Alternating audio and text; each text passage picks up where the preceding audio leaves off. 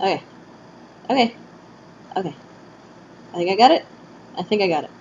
I think I got it. Cool. Cool. Cool. Alright. This is very last minute, so I didn't have a plan for any of this. I had to re-download the program. It turns out it's a different program now and had to relearn how to use it. On the plus side, I learned how to use it! Look! The asks, the words, you can read them now! They're big! And like, yay! Okay. Hi, welcome to the thing. I'm going to defeat the inbox hydra, hopefully. If I could figure out how to fiddle with this thing to show you the number of things I've got in my inbox right now is literally that crazy, I would show you, but I'm just gonna jump right into it. And I'm going to attempt, mind you, to not be all too wordy about this, just gonna try to quickly answer things, maybe not get into huge amounts of details or go off into tangents and that kind of thing, but I'm a light player, so, that's another uphill battle. Okay, first question. A bit of a strange question. Do you have any advice for bards in their crises, or how you can think of a bard can even be useful, given the dangerous and unpredictable nature of their powers and, to a degree, personality? There's just a huge stigma associated with bards, which is pretty depressing. Yeah, there's a stigma associated with bards, and that's honestly only because the character, showcases that we've had that have been Cronus and Gamzee, which nobody likes Cronus and Gamzee. Or very few people like Cronus and Gamzee. I am not one of them. Yeah. So we've only ever seen the bad sides, but the answer for where they can be good, how they can be useful, etc., is the exact same answer for every class. So your class spec is useful in a place, in a situation, or a thing in which your opposing class specs has too much influence on the situation and in a negative way. So to answer the question, you have to give an aspect to it, so I can give you an example. So say Bard of Life. So someone who cuts down, prunes down life, reins in super activity, like, is kind of ghosting the sort of doomy nature with this, like, whoa, hold on, don't get too crazy. You can't just, jump over every loophole, you gotta respect some things, and you gotta be careful about some things. That's really good. That sounds really good in a situation where you have some kind of crazy tyrant who's just like a Donald Trump who's just like, I'm gonna do everything and nobody can stop me, I have the power, fuck all you people, and I don't care what you're doing. I want to do things my way. Me. So a Bard of Life can, cut down that life and be like, hey, that's a bit much. Calm down. Don't do that. Bad. And that's where the Bard of Life, for instance, is good. So you're going to be good. And so this is true of any destruction class. Any destruction class is going to be very, very good in a situation where there is too much of their aspect and it's just not working out. Like the destruction of heart, you're good where there's too much heart, where there's too much... Oh yeah, I just said destruction of heart, and I just see it in the chat, so I was like, what about a Bard of Heart? So destruction of heart, you're good where everyone is, way emotional. No one can think straight, everyone's just, all up in their own personal perspectives, and they can't see outside of what they want, and they're just like, but I feel that this thing is this way, and what about my needs, me, and they just can't, get out of themselves for a second and be like, okay, maybe let's think about other people and how they feel for a second, or how does this look like from the outside, or let's just look at the logical or rational view of the situation, and yeah, that kind of thing. So Bard of Heart can be cutting down on those emotional steps and help sort of build up that more mindy idea. It's just okay, everyone just look at it together and share some ideas, step out of your own shoes for a bit and try to get into someone else's perspective. It doesn't always have to be about you. Yeah. Destruction class specs in general. They are kind of chaotic good, yeah. Because no one really notices what they do because they see, oh, Bard of Heart, you're a heart player, but you're not really doing anything that on the surface looks like a heart player would do. Because destruction class specs, they sort of ghost that opposing aspect at first, right? They try to pull on the reins of something. So as for the crisis, though, before I get too wordy, bards going through the crises, what bards do is that first, they can't see how their own aspect is a good force. They have a lot of trouble with that. A Bard of Heart, they just see the over-emotional aspects of it, and they go, oh, I'm a crybaby, or I get angry too easily, or, get over-passionate about the littlest things. They only see the excess of their aspect, because that's what they're dealing with at first. They only see where there is too much, and they can't handle it, and it's just this big thing that, with me in my inbox, just this big looming thing that's just oh god, I'm gonna have to deal with that one day. And, yeah. So they try to be avoidant of it. They try to, be oh yeah, heart, I'm good. I'm not, that's not my thing. I know I'm a heart player, and I know I'm a Bard of Heart, but it's I'm gonna deal with that later. Their crisis is just sort of the thing. There's some event that happens where they get like thrust into their aspect. They're like, it's like learning how to swim by jumping into the ocean. Something or some force or even their own, like, maybe even themselves, they just decide to jump into it and like try to learn how to swim, try to deal with it. So they're going to go right into the over-emotional thing. They're going to become super emotional, like going with specifically Bard of Heart because that's the example. Specifically super over-emotional. They're going to be stuck in their own perspective. They're going to be unable to see anything from another's point of view. But here's where that's good. Here's where that excessive emotion and excessive heart-related things is good. For someone who has never been in touch with their own emotions, for someone who's been avoiding them all their life, for someone who doesn't know really or understand really what it is that makes them happy, sad, angry, like fearful, who just sort of avoided emotions in general, now they're going to know. Now they're going to see that and be like, you know what? This thing does make me happy. I'm really happy about, like, I like flowers. I'm just a random example. I like flowers. Flowers make me happy. You know what? I maybe don't like taking my medicine all the time. That makes me sad. Or, like, I'm afraid of spiders. Like, I'm going to fess up to it. I'm going to confront my emotion and be like, you know what? Spiders, they scare me. I don't like them. I'm going to avoid them. And they just have a more of a realistic understanding of emotions. And through that, they'll have a more realistic understanding of other people's emotions. Because they're going to make that connection of like, hey, certain things, they just make me happy or afraid or sad or scared or all that kind of thing. Now they're going to extend that to other people. And they're going to understand other people's emotions. They're going to be like, oh, hey, you reacting to that object gives you a certain feeling. And they're going to have a greater understanding of that. Specifically where this can be good is they're going to be able to pinpoint exactly, like they're going to have like good ideas of measurements of emotions. Because they're going to spend a lot of time analyzing that now that they've jumped right into it. They're going to have a lot of, like, they're going to know exactly how scared someone is feeling. Like, they're going to be very good with those, like, on a scale of 1 to 10, how much of X feeling are you feeling? They're going to be really good at pinpointing that. They're going to know exactly, because passive discretion, I've likened it to pruning a tree, right? You know exactly which leaf on the tree here and there, which branch to cut off. You know exactly how far it needs to go and where it needs to stop. A prince, on the other hand, they're just going to, like, haphazardly tear things in half. They're not going to care about exactly where, like, they destroy things, where they don't destroy things. They're just more about the destruction part. Bard's going to be a bit more careful, and they're going to have a lot more nuance and finesse to how they get rid of something. As for flashy powers, really, I don't think there's a whole ton of rules about flashy powers, like, it's basically you just take the physical symbols of your aspect and you interact with them in some way. In Homestuck, Heart has physical, in air quotes, for souls, like ripping out and taking out of someone's souls, like how Dirk did with Prince of Heart, like lightning powers. There's also just in general, like the princes, for instance, they just wield their aspect as like a aspect-colored force of destruction, like pink lightning. It's aspect color. Prince of Heart is pink, so he uses that. Pink lightning destroys everything with that. A lot more literal and physical. Like, I don't think, like, there's, like, these, like, little neat, nuanced lines of flashy powers, like there is for, like, more what the medical physical things that the classes do. I think it's, as long as you're just, like, wielding your aspect as a force of your class power, then you can do sort of whatever physical, flashy thing that you want. I don't think that matters so much, as long as it's in line with what your class does. So, like, Prince of Heart, Dirk could have easily wielded, like, pink earthquakes as much as pink lightning. Like, it doesn't matter. It's just a heart-flavored thing of destruction. You know what I mean?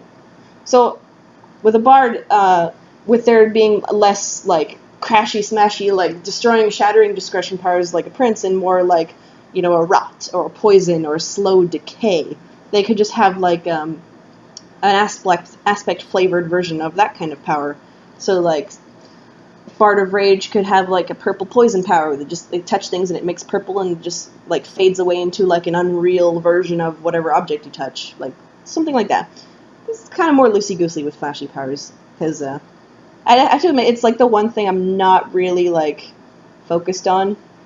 I like more of the metaphysical stuff. Pink Frostbite. Yeah, Pink Frostbite! There you go! Exactly. So, like, a Bard of Heart, like, wanting to destroy something, it was something like Pink Frostbite or Pink, like, Poison Rot, like, something like that. Well, yeah, how I define active and passive, I've got posts on my Tumblr all about that, but it's not that they do things, it's not that they do different things, it's just that they do the same things differently. So, like, if you're going to destroy a tree, Prince would just, like, you know, rip it out of the ground and it's destroyed, it's dead. A bard would, like, take off the leaves, you know, like, poison it from the inside out, use its own natural form, like how the tree would naturally die on its own. The bard would just make that happen.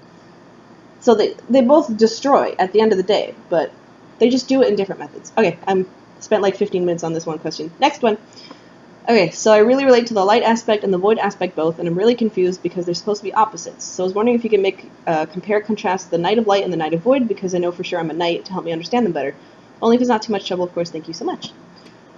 Hey. Knight of Light, Knight of Void. So, knights do that whole active application thing. They can make things work as a tool, even for, like, a function that the tool wasn't designed for, like, keys open doors, but a knight can make a key, like, turn on a light as well, like, that stuff like that. Very, breaking the rules of their, what they can do kind of thing. Like all active classes do that. I'm not sure where you're getting hung up on, like, because light and void, like, for me, they're, like, the most opposite things, like, opposite as I could think of. Light deals with, like, information and things, having clarity, things being known, things being able to be talked about, like, it's here, it's defined, you can see all the lines and the outlines of it, you know exactly what it is and where it is and how it is. Void is that way more loosey-goosey, like, oh, it could be this thing, could be that thing, I don't know, like, you're more wondering about it, like, and then light, it does deal more with your own perspective, how you see things from your own two eyes, versus void just sort of being more formless, and there isn't a way you can orient in the void, like, are you looking up, are you looking down, are you looking inwards, outwards, you don't know, it's the void. You could be doing anything. But light has a clear direction, a here to there to then. Void is just like, all over the place. So yeah. The thing about knights, too, is they're going to hyper-focus on their aspects a lot, though. So, I don't know. I feel like I'm trying to explain the obvious, right? Like, I don't know how to word this. Oh, that sounds mean. To me, it feels obvious, but...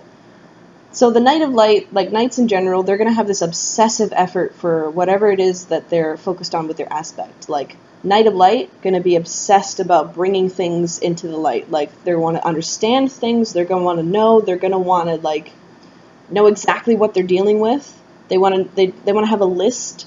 They're almost like Virgos, I guess. Funny astrology word joke. Yeah, they're almost kind of like Virgos. They just want to have a list. They want to have everything in their place. They want to know exactly where things are, and they're very organized and very neat, and they have very nice handwriting, and, like, that kind of thing. Like, they're very focused and, like, draw within the lines. They know exactly where everything is. They want to make a system. They want to put everything in its place, and they want to do the thing that they're good at good. They want to make standards. They want to, like, run by everyone else's standards, and they're like, I want to be good. I want to get the A pluses because I know what an A plus means, and I want to look good in the eyes of other people because that's the system. That's Knight of Light. They're very focused, very, like, I would say more black and white in this case. Knight of Void, they definitely have a focus on something, but that focus can change a lot more than the Knight of Lights can.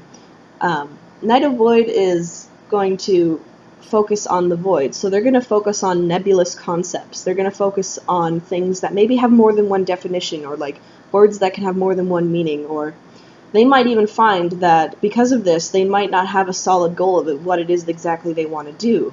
They might have an idea of, like, I want to help people in the world, like that kind of thing, but they're like, they don't have a clear path of how are they going to do that. Knight of Light's going to have a clear path. They're going to know A to B to C to D. Like, they're going to know every step and point on the journey. They've got it all planned out. They've had it planned for years. They know exactly what they want. They know how to get it.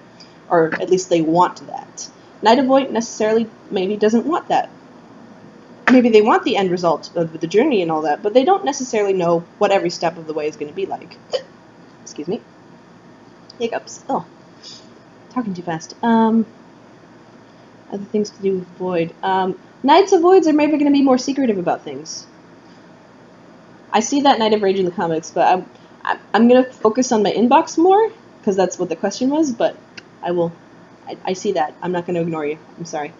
The Knight of Void, yeah, they're going to focus more on things being secretive. They're not going to want everyone to know maybe everything about them. They're going to be more like, you can know some things, but you're not going to know me deeply and personally. Like, I'm going to have my secrets, like, Knight of Light is going to be more likely to be like, especially with the Knight's whole focus on like hiding behind a shield kind of thing, that's going to go double for the Knight. They're going to, the Knight of Void specifically, they're going to, if they fail at something, the Knight of Void, they're going to want nobody to know about it. Like, it does not exist. Like, it's void behind void behind void. Like, you can't get me behind seven proxies, good luck. Like, no one can know.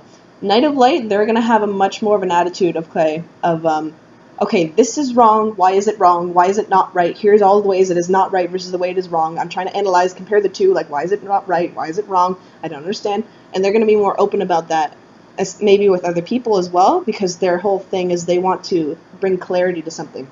So if they did something wrong, and they know it's wrong, but they can't understand why it's wrong, and they want it to be right, they can't help but compare the two. They're gonna be like, okay, I have this apple, I have this orange, and like they're not the same, and I don't understand, and like I'm gonna compare every little thing. Like you can peel one, you can't peel the other. Like one's orange on the inside, one's white on the inside. They're gonna like every little tiny detail they're gonna go over until they can get the right thing, which is the thing that they want.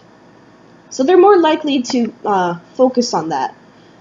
Whether or not they're more likely to share that with other people can be up to the Knight in Light in particular, but they are more likely to share their faults with others than other knights, I would say. Okay. So that's good for that one. So that's the next one. Is it possible for someone to invert post-god tiering, as in after they utilize the quest bed? Yeah, I think so. Because, god tiering is meant to be, like, the actual, like, dying on the quest bed, that's meant to be symbolic of a journey's end. It not necessarily is the journey's end, like, because we see in Homestuck itself all the time, like, the kids and the trolls, they god tier or don't at various points, and it's kind of connected, but it's also kind of separated from their own personal journeys. So I think that whether or not you invert is more connected to your personal journey of things, so I think it can happen after you've god tiered, but symbolically, it's not supposed to. I think if that happens, something has definitely gone very, very wrong. So you'd have to think about that and about your own character and what's happened. But technically, yeah, it's possible. Do you think you can do god tier assignments for the characters of Harry Potter, not the main three heroes, but everyone? Okay, that's a bit. That would be a post. I don't think I could do that here if I wanted to not spend hours just doing that alone. But I'll skip that for now. But oh, actually, wait. I should delete these as I'm going through them so I don't. Like, yeah, there we go. Delete. And don't mess up this page, because this page takes so long to load. Yeah, as I go through them, I'm going to delete all these, but I'll save the ones that I actually want to answer later so I can tell the difference. Like as their own posts. Okay, would a thief of blood leech off of other people's relationships for a false sense of belonging?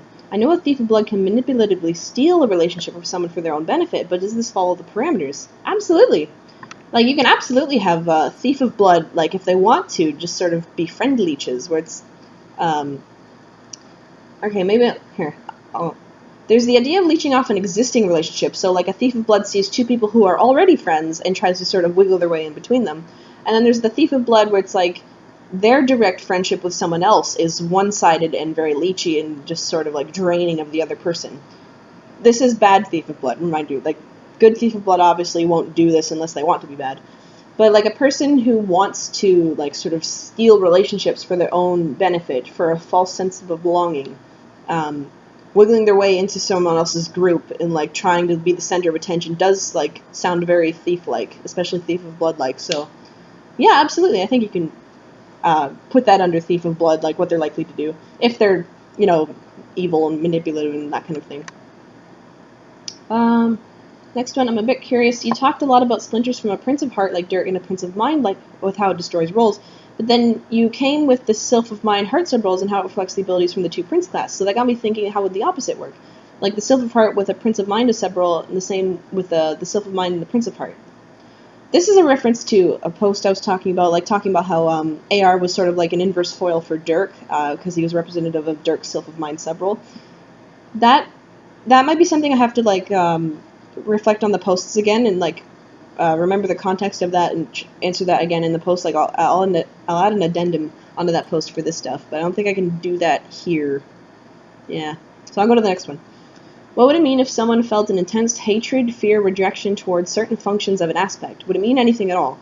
For example, I'm pretty sure many people would want to reject certain functions of Doom, the death, inevitability, suffering parts of it that seem to be linked into the webcomic, like how Solix died multiple times, though maybe that also had to do with him being a mage of Doom specifically, I don't care.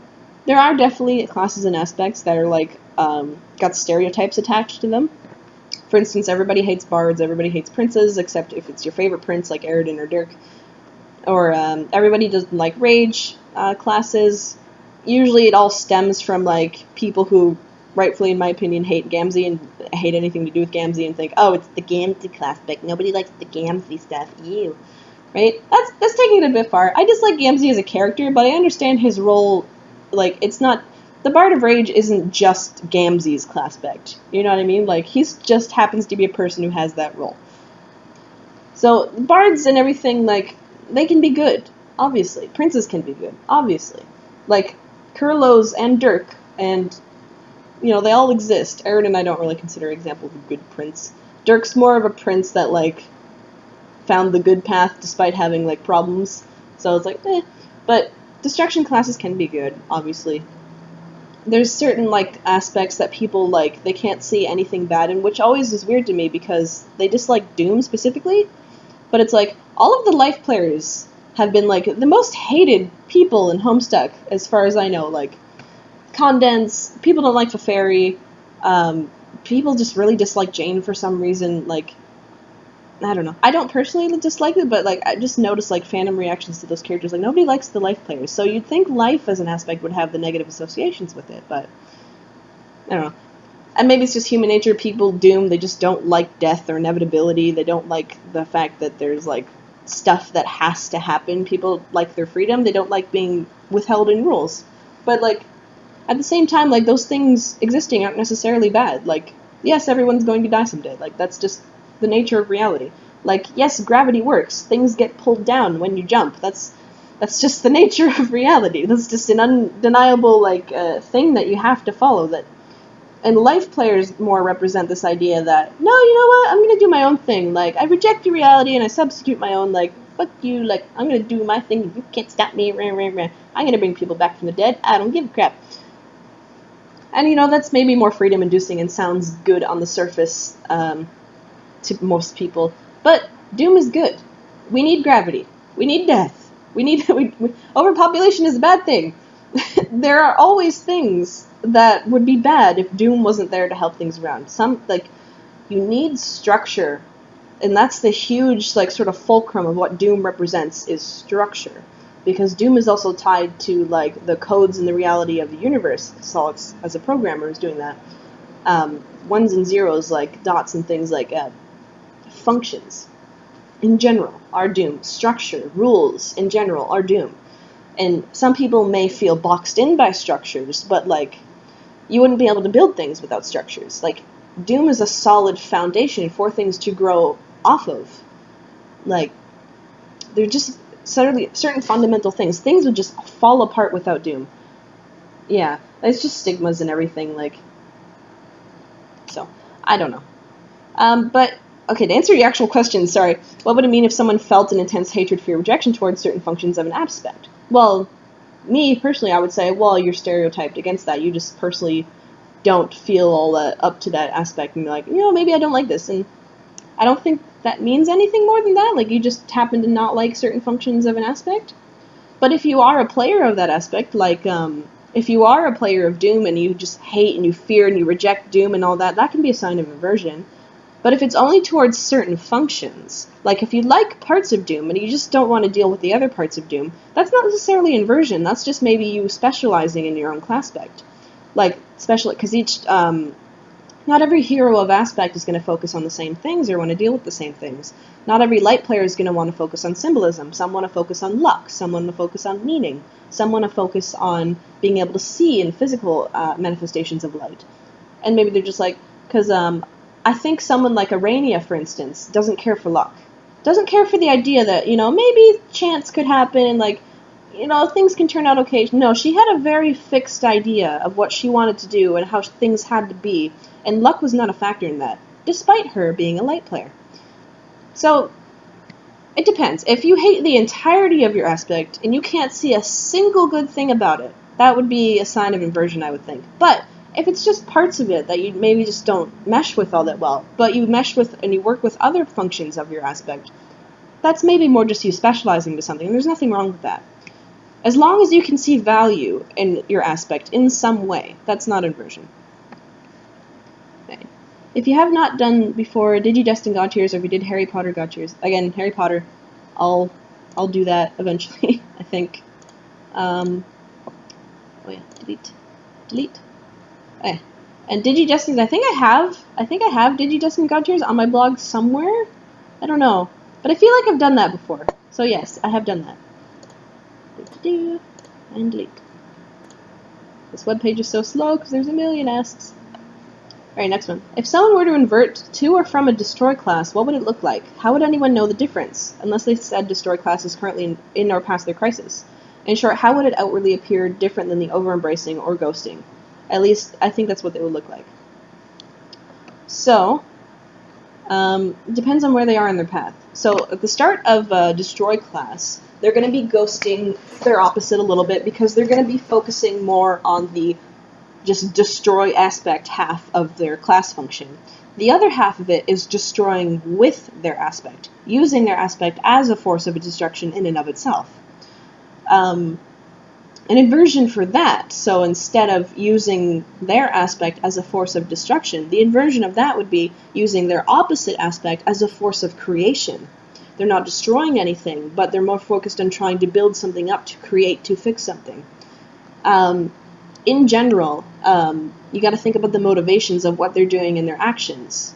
So, how do I explain this? There's all kinds of functions within destroy, like destroy is an umbrella term, just like all the other ones. So there's things like ruin, destroy, dismantle, take apart the pieces, like destroy the form but not like the individual things, or just completely obliterate, like from existence. An inversion of a destruction player would look like someone trying to fix things, someone trying to build something up, someone trying to create something, but the attempt is going to less look like an art form and more look like someone trying to like desperately patch a hole in a dam kind of thing without the correct materials, because that's just not what they do. So it's just like they're trying to plug this hole up with everything they can find and desperately patch it together, and nothing's working, and it's still leaking, and it's just like a complete failure of trying to create something. Like that would sound like an inverting destruction class. They want to stop destruction instead of let destruction sort of have its way. So how would it differently appear than over-embracing or ghosting? So the ghosting is not like inversion. The ghosting is more of, it's like a natural like echo of what happens when you are in your own role. So like when you're going around destroying lights and your whole thing is, yeah, I am destroying these lights. Oh, it's amazing. I don't even care what happens afterwards. Woohoo, I'm destroying these lights. That's you in your own class aspect. But when we say ghosting, it's because internally it looks like to you I am destroying light. Externally to other people, they can either view it as destroying light or they can view it as creating darkness, depending on how externally it looks like to other people. So ghosting only ever occurs when someone externally is viewing you and is not getting the correct chord on you. They look at you and think you're doing something that you're not. So that's what ghosting means.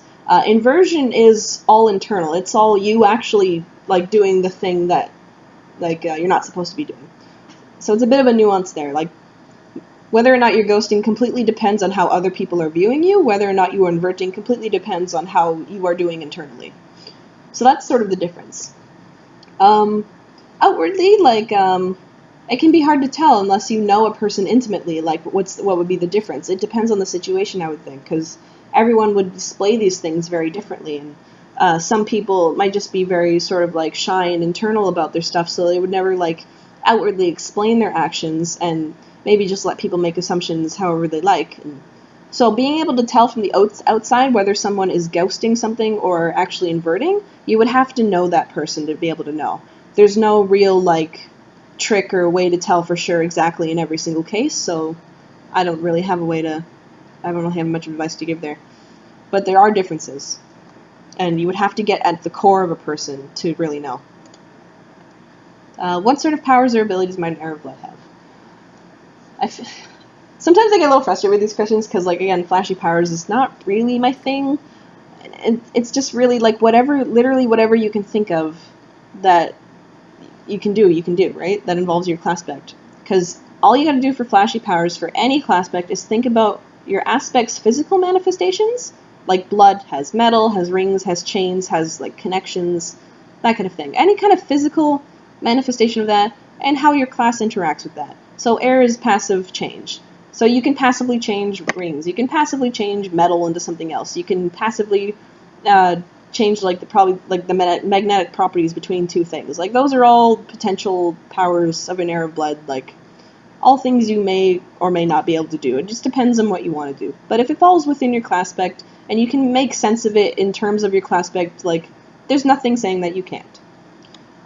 For air specifically, of like people like do the windy thing for an air of breath, like do the bloody thing for an air of blood, might look like you could probably change your flesh into something else. You could probably turn yourself into metal. You could probably turn yourself into earth, because blood is sort of that very physical, like earthy material plane kind of element in opposition to breath, who's very immaterial.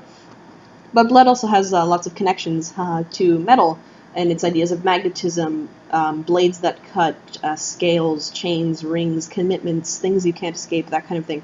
So anything to do with like metal and changing, you can probably do as an air of blood.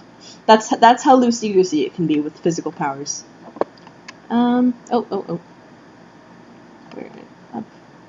What do you think an inverted Witch of Hope would act like? I'm trying to come up with my own fan session, and wanted my Witch of Hope's challenge to be becoming comfortable with her aspect and embracing it in a healthy way.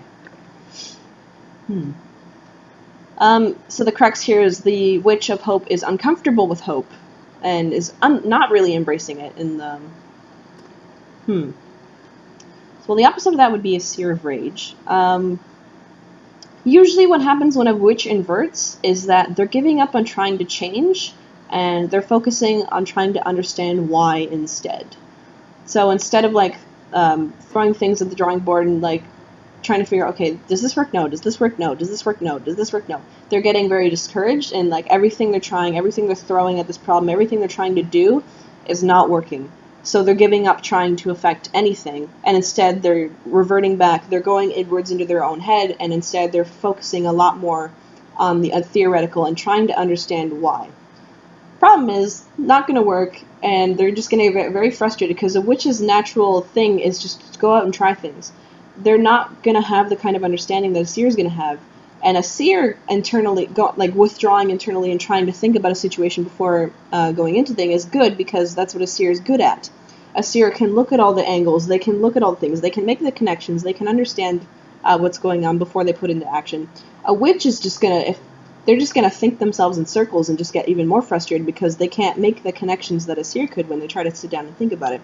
But they're trying to, because the witch has already tried, in their own mind, the witch has already tried trying to change things and figure things around it. It's not working, so there's no point in trying to move an unmovable object in their head. So they're just trying to instead figure out, like take a step back and figure out what's happening, and that's not working either. So that's in general how a witch would invert to a seer. How a hope player would invert to a rage player is they've given up on the idea of hope. They've given up on the idea of like anything being able to work, and like anything like the possibilities, like, oh, you know, maybe this sounds kind of weird, but this could happen. It's a chance. Like positivity. Like, yes, we could do that. That's what hope's all about. Like making the unreal reality, turning dreams into reality, and making stuff happen. So they would give up on that.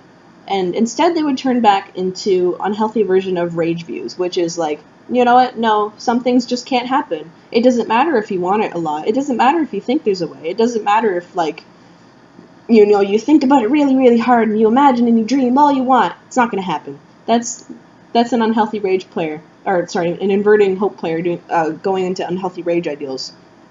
Giving up entirely on the idea of hope. Giving up entirely on the idea of things working out and going, you know what, no, there's limits, there's rules, there's things you can't do, and you just gotta deal with it. That's it. There's no other way. Nope, the unmovable object.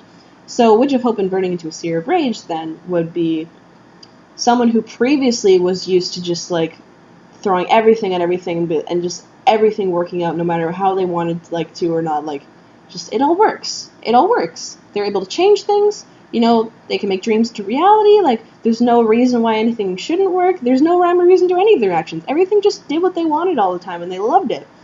So, instead, inverting Witch of Hope would be like, you know what? I can't understand why everything's not working. Why do things just not work out? Like, I don't understand. I've tried everything. I've done everything that I usually do. Like, I've tried new things. I've tried literally everything, and there's just one thing that's just not doing what I want it to do. I don't know why.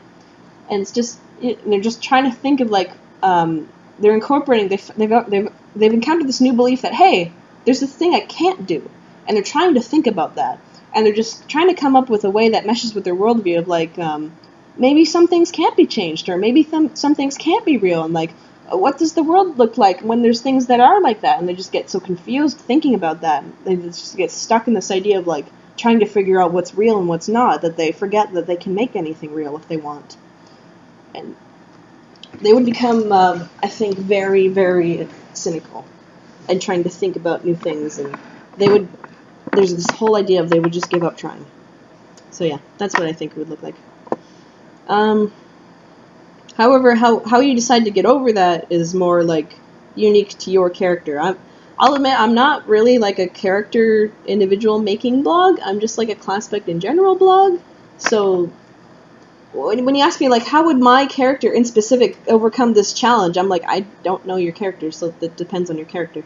So this is, like, another one of those cases. Like, your Witch of Hope becoming comfortable with her aspect and embracing it in a healthy way, like, that's up to your Witch of Hope. There's lots of ways you could do it, but I don't know your Witch of Hope, so I don't know what would be in character for your Witch of Hope. Alright, next one. See that you've watched Played Off. Do you think you provide a class spec analysis of various characters we see throughout the game? I feel like I've done this before. I swear I've done this before, because I class spec'd one of the Elsons as a Bard of Life. And, like, I had that in a post somewhere, but I can't find it. I don't know if Tumblr deleted it or something, and, like, I'm kind of mad about that, too, because I had good thoughts about, like, a lot of the different characters and everything, but now it's gone, so it's like, I liked my Elson Bard of Life. So yeah, I feel like I swear I have one, but I don't know. Okay, so I know space players can be artsy, time can be musical. What about fanfiction, role-playing, original writing? Would you tie any of them to an aspect, or would you say it's more broad and possibly related to things people write about, how they deal with analyzed characters and world-building, plot versus character-driven stories, etc.? My answer to that is, if you can think of a connection between fanfiction, role-playing, and original writing and an aspect, then go for it. If you can make a connection there between those two things, and if you can spin it as an extension of that aspect, then you can work with it like that. As for my thoughts about fanfiction, original writing, whatnot, both Caliborn and Calliope had a huge focus on the narrative and being parts of the narratives and being parts of the story itself, writing their own things, role-playing, making fanfiction. They both had strong ties, a connection to that. So I'd say, like, it could be connected to time or space. It could be connected to, like, another aspect in general. Like, I think light would be a good one for that one. Or even, like, heart for role-playing, mind or heart for role-playing, original writing, stuff like that. Like, writing in general, maybe, like, as in the idea of language, could be breath, could be light. There's all kinds of justifications you could make for it. I don't think you could say it definitively belongs to one aspect, like you could say space for art and music for time, but yeah. Because here's the thing, aspects as the building blocks of reality means everything in the world is built from at least one aspect. Things can have more than one aspect connection, obviously. The things that are sort of like the primary building blocks, like the perfectly generic objects of the universe, those are the things that are associated with only one aspect. So, like, the idea of biological things or green things associated with space. But then, of course, everything in the universe is going to have some kind of connection to an aspect, or more than one aspect, most likely. Sometimes as many as 5 or 6 or 7. Just like colors, just like everything, like, tables are made out of wood, but also tables are made out of squares and rectangles and made of dimensions and measuring and, like, all this kind of thing. Those are all the things a table is made of. Like, I feel like the only thing that would be, like, all 12 of the aspects all at once would be, like, a computer. Because that's just, like, you can do everything on a computer. Which, kind of fitting for, like, because computer codes and, like, stuff like that, that's the thing, those are the things that write the universe, that code it into existence. So that's kind of cool. But yeah, for things in general, if you're like, oh man, I wonder what kind of aspect this would be associated with. If you can make a connection to an aspect, you can use it. That's pretty loose, yeah. I was wondering what god tier would you assign Undyne from Undertale. Curious because I've seen Mage of Blood. I'm not quite sure how that would fit things. I think I have one for her. I definitely have like a post for Undertale characters for their class specs. I feel like I definitely do. Yeah, so find that. I'm not sure. I can't remember exactly right now what I gave to Undyne. I think she's a life player. I think Knight of Life. I'm almost sure Knight of Life, but I'm not sure. I'd have to read my post again. Funnily enough, contrary to popular belief, this blog is not for your guys' benefit, it's for mine, because I can't remember anything that I say past when I said it. I have to write everything down. That's what my blog is for.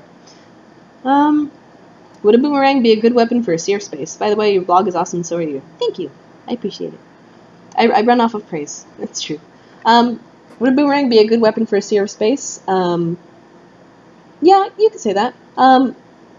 The weapons and, like, strife specifics, they're one of those things that's not really that important overall to the class spec system in Homestuck and Suburb. Like, it's like what shirt symbol your character would have. Like, are seers or knights more likely to have, like, a circle or a square or this kind of... It doesn't really matter. It's one of those things that's more, like, personal to your person in particular, rather than something that's associated with the class spec itself.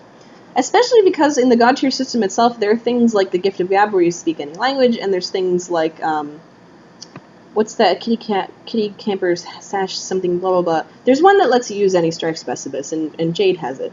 I forget what it's called. Kitty camper sash. I don't remember. That thing. I'm sure you know what I mean. But there's just one of those that lets you use any weapon, so whatever weapon you end up starting out with is just like, yeah, it doesn't matter. You can do whatever you want. Whether or not it's a good weapon for your particular character depends on how good they are at using a boomerang. Is basically the answer to that question. How would a thief of breath inverting into a page of blood affect them exactly? What would be the process and potential outcome for them and those around them? Okay, thief inverting into a page. So, thief at their core is very used to getting what they want, basically. They're very used to, like, sort of moving things around. They're very used to overcoming barriers. They're very used to getting around anything to get to whatever they want. Because their whole point is they're able to move things and relocate things. They're good at, like, removing barriers, removing things that hold them down, that kind of thing. They're very, very confident, and they're very, very self-assured in their own talents, but at the same time they aren't. It's kind of weird. There's sort of like a connection to the knight there. Page is more like, they understand that they suck, but that doesn't stop them from trying to get better. Like, those two concepts are just not connected to them. The fact that they suck now has no connection to the fact that they're going to be great in the future, and that's where their confidence stems from.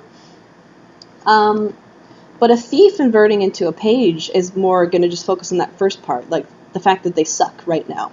A thief inverting into a page is going to completely lose all confidence, and they're going to see themselves the way they see pages. Like a great example of this is that version of Vriska, like in brackets Vriska, who had like the page haircut and everything, who's like leeching off of Mina for that one weird relationship thing.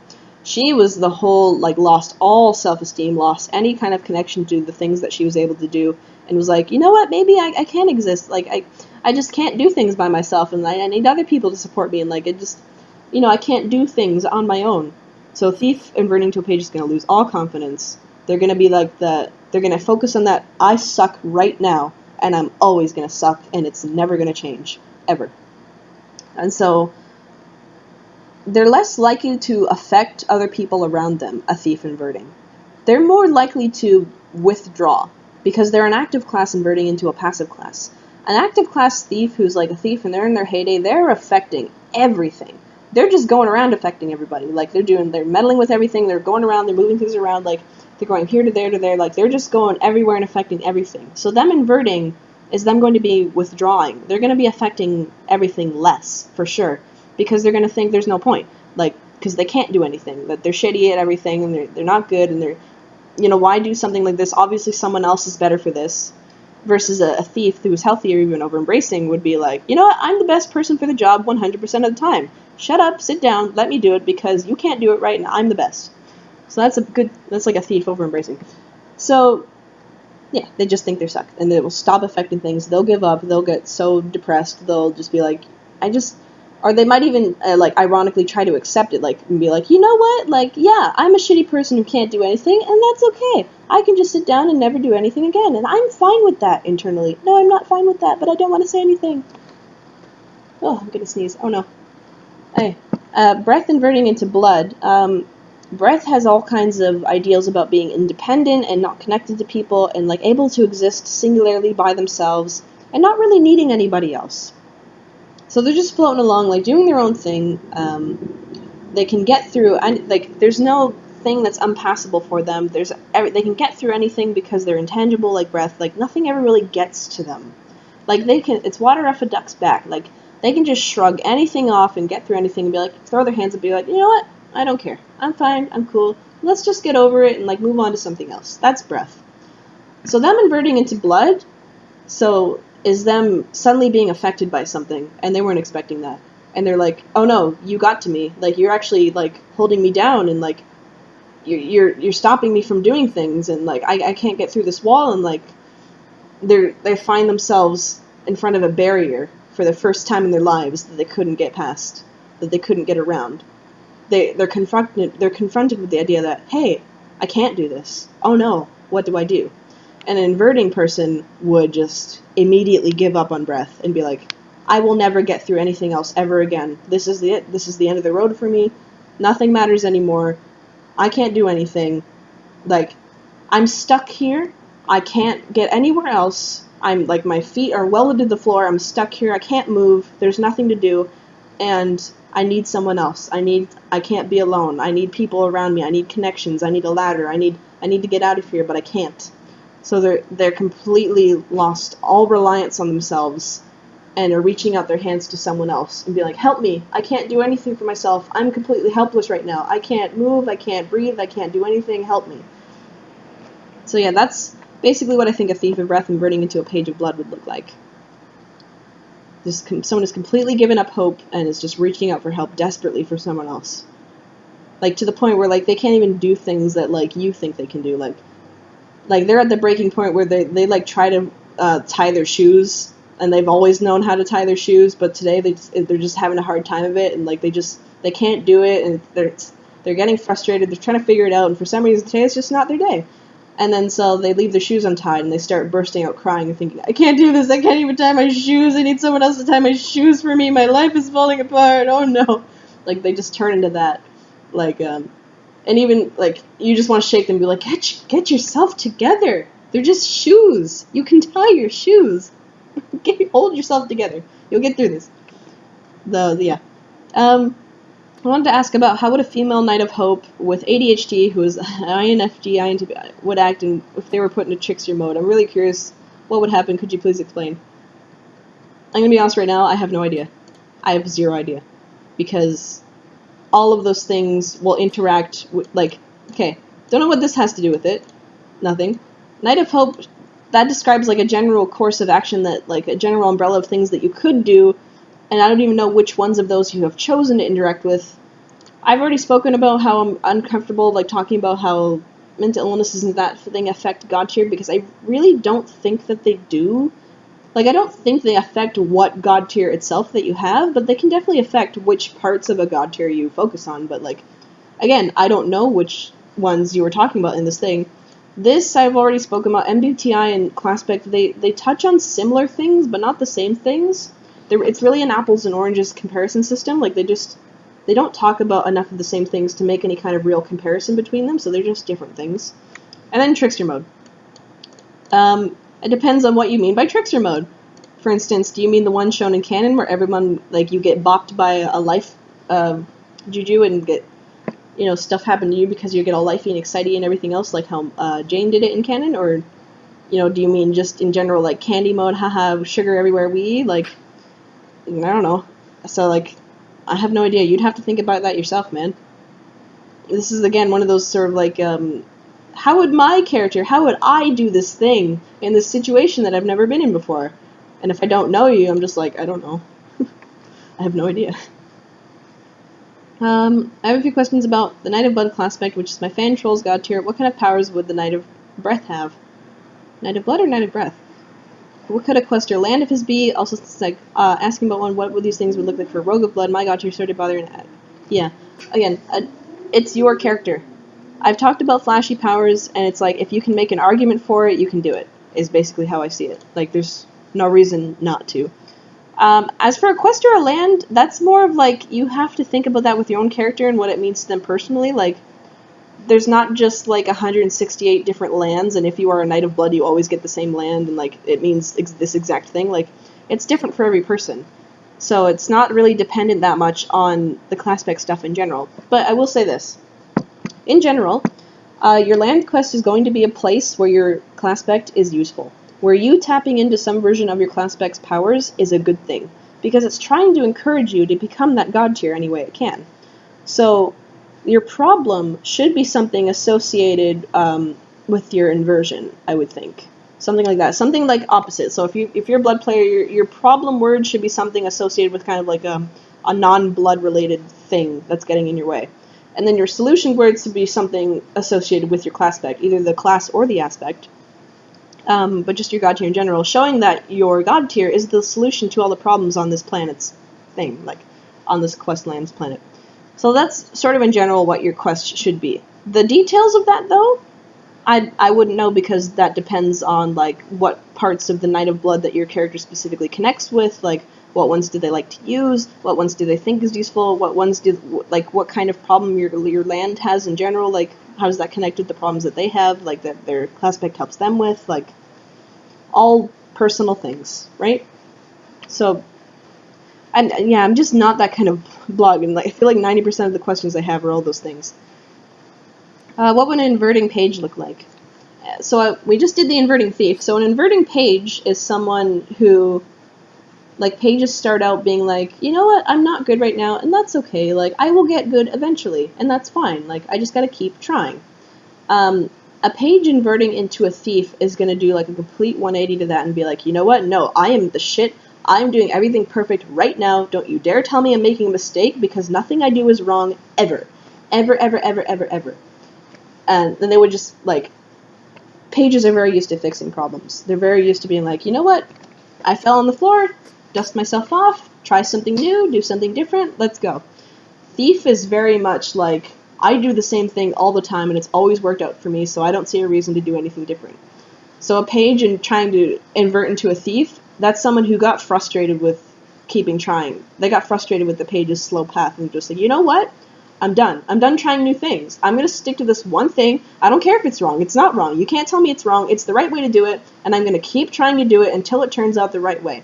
It's kind of like the definition of insanity at that point, if you know that whole, like, doing the same thing over and over and over again and expecting different results is, like, apparently a definition of insanity. So that's kind of what the page, they're going to go crazy trying things differently over and over again. Like, they've thrown everything they can think of at this problem, and it's just not working. They got frustrated. They gave up. And so they stuck themselves into one thing, and they're not moving. They're not budging. And they're completely, like, overblowing it and thinking they're the best. This is the best way to do it. There's nothing wrong with this way of doing things. It's always going to work. It's never going to fail. I don't care if you have evidence to prove that it's the worst thing ever. I'm not listening, blah, blah, blah, fingers in my ears. This is the best way. And so it's kind of like they're trying to take on a thiefy kind of confidence, but it's just not working. It's not what they should be doing from any angle, and it's just completely wrong. So that's basically how, like, a page inverting into a thief would look. Me and my friends are making this little Homestuck fan venture thing, and one of the players is a Prince of Doom. Now explain this to me like I'm an idiot. What exactly are Princes of Doom capable of, and what all applies to them? What do you mean, like, what all applies to them? Like, everything applies to everybody equally. Like, for anything you ask, like, I don't know what that means, but, everyone's capable of everything. Like, I can see what you're trying to do, like, oh, it's a prince, oh, it's a Doom player, Evil McEvil face, what's he capable of, how bad is he gonna fuck up our session? Like, you shouldn't really be thinking of it like that. Like, anyone is capable of great things, anyone is capable of terrible things.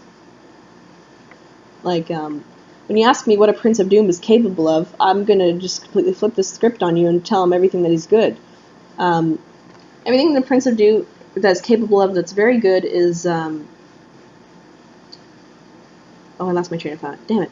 I heard the air conditioner turn on. It's like, oh, air conditioner. No, Prince of Doom. The things they are good at is keeping everybody in check. They're good at keeping everyone in their place. They're good at getting everyone focused on a single system. They're going to be amazing leaders. They're going to know what everyone needs to do and when and why and how they need to do it in order to get the most success out of the session. If you want your best chance of success, you're going to listen to your Prince of Doom, because only if your Prince of Doom is a good guy and he's on your side. Like, if he's a bad guy, that's something else. But if he's good and he's on your side and he knows exactly what needs to be done in order to do the thing that you want to listen to him, because he knows what he's talking about. They know every single loophole. They know every single rule that has to be followed. They know every single step and line and thing they have to say in place. They know how to make every single, they know how to jump through every hoop perfectly in order to do the thing that you guys want to do.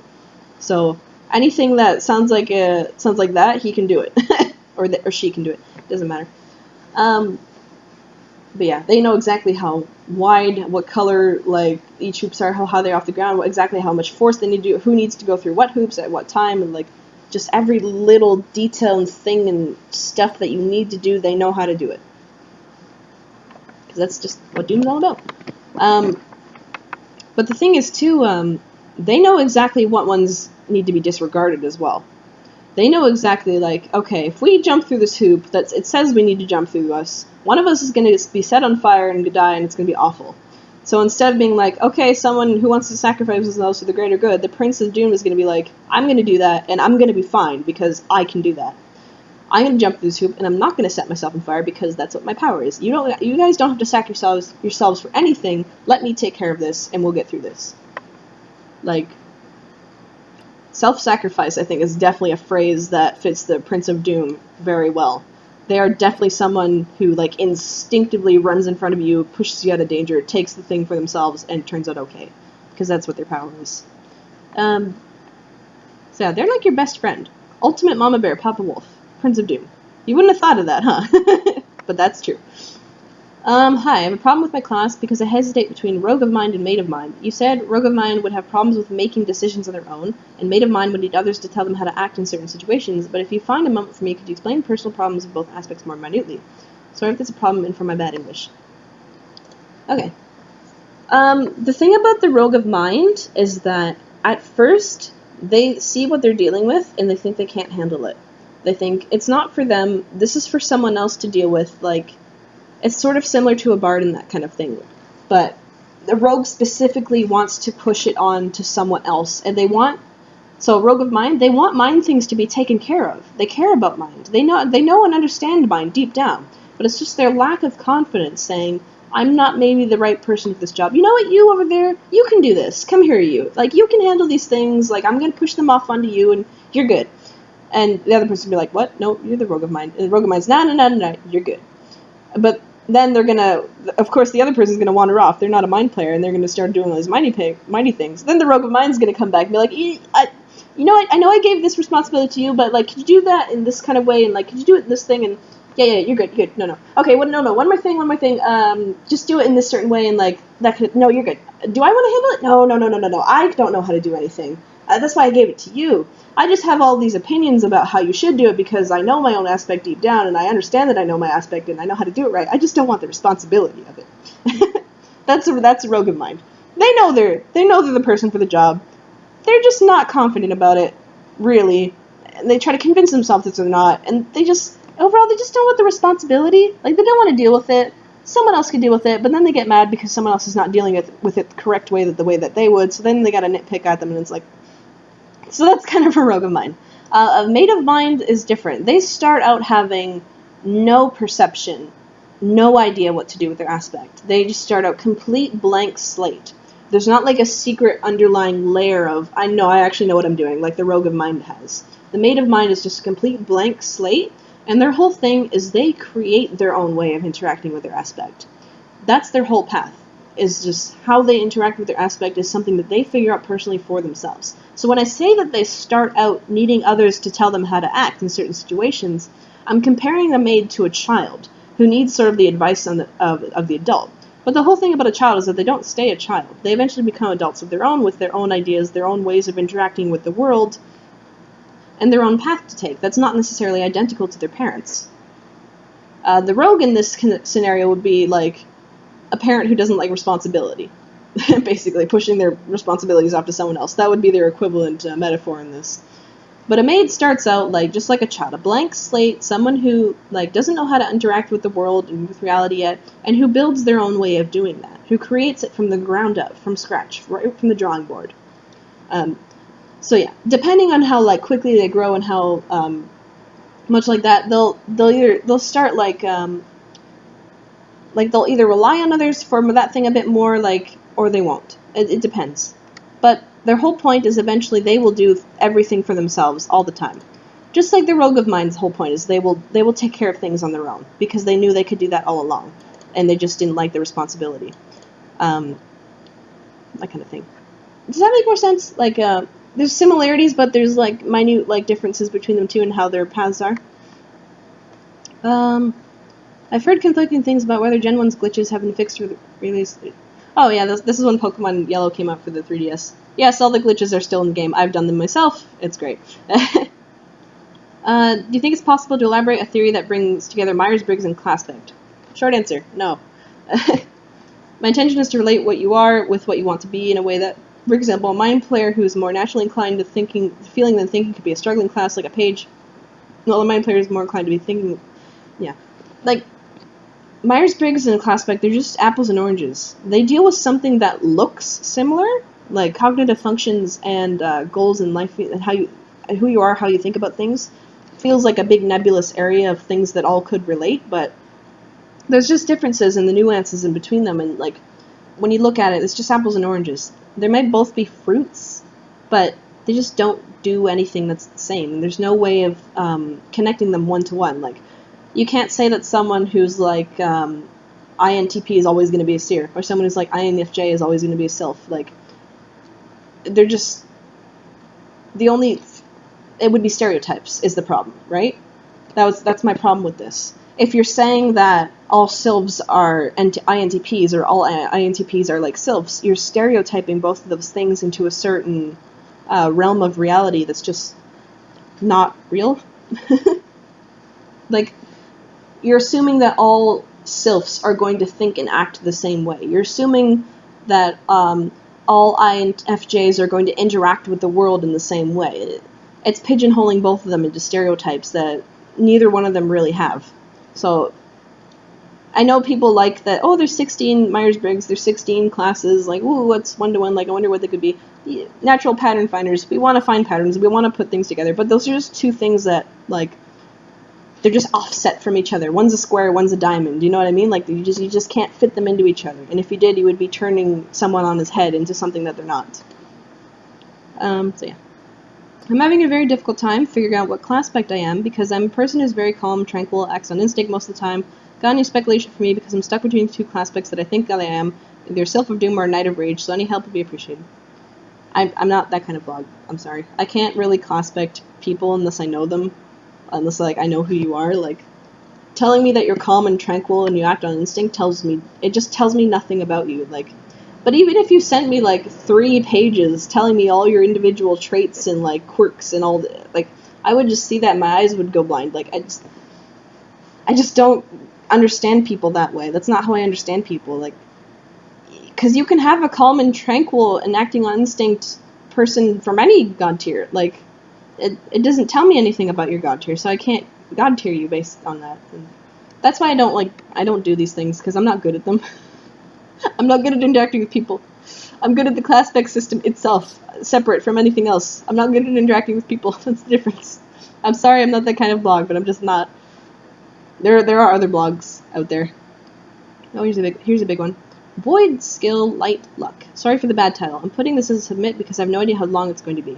I have a theory. It's about Void, because I'm a mage of Void. I have started to wonder about the characters, while playing Citizen Soldier in the background. Could Void possibly have another meaning that isn't really mentioned? Light represents luck, knowledge, importance, and literal light. Void represents ignorance, insignificance, and nothingness, aka literal void. There's something in light that doesn't have a polar opposite in luck. There's something in light that doesn't have a polar opposite in void, which is luck. Actually, no. Void stands for misfortune, specifically unluckiness. And where light has probability, void has unprobability. So, like, randomness. Where light has like, okay, you've got a 30% chance of doing this or a 40% chance of doing this. Void is like, it's literally random. Anything can happen. I've begun to think if void is the absence of light, then what one would need in the absence of luck, skill, and due to their instant nature of void, unnoticed skill, Equus is robots, Roxy is hacking, takes a while to learn coding. See, the thing about that is, yeah, exactly, your Myers-Briggs, well, technically they both can fluctuate over time, like, it depends. They're both nebulous concepts that don't quite fit into each other. But yeah, going back to this, I like that last one where you put void has an added meaning of effort, that you can decide to do things on your own, like, because Roxy's has, they all have fist kind, where you're, like, using your physical body and putting physical effort into something, whereas, light has more, they have control over probabilities and luck and, like, something that can happen. Technically, void's opposite for luck is misfortune, so things that you're not wanting to do happening instead, but, I'm not sure skill would be it, because light players in general are more skilled at things than void players, so that doesn't feel correct to me, to put one as the other. But and here's the thing, Vriska puts a lot of effort into everything she does, like, holy crap, and she's so over-embracing. Same with Urania. No, I don't think I could put skill or...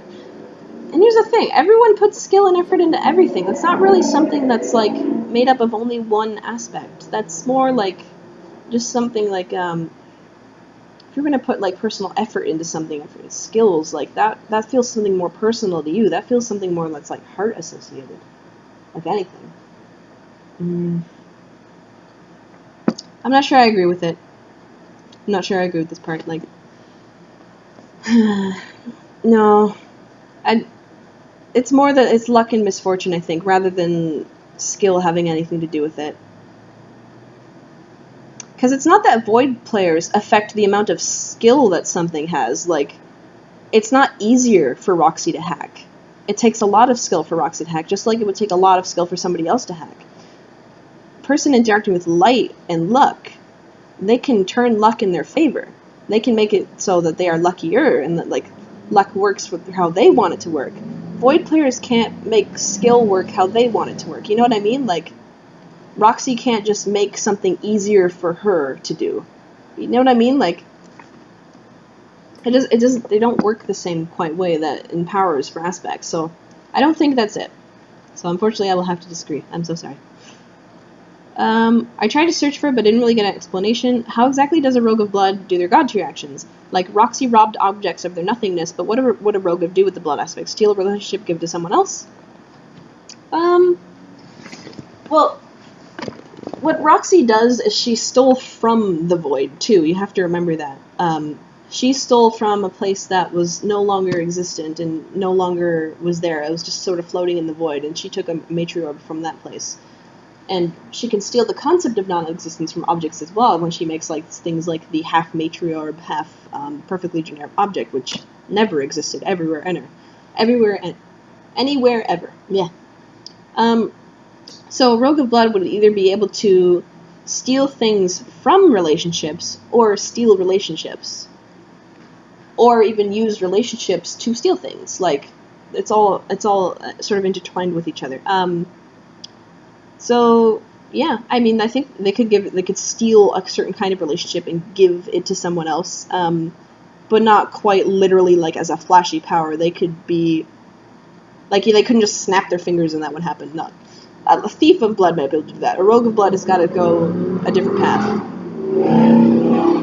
Why do people have to have motorcycles like that? What is the point of having loud vehicles? I don't understand. All it does is annoy me. Doesn't do anything for me at all. I don't care about what they get out of it.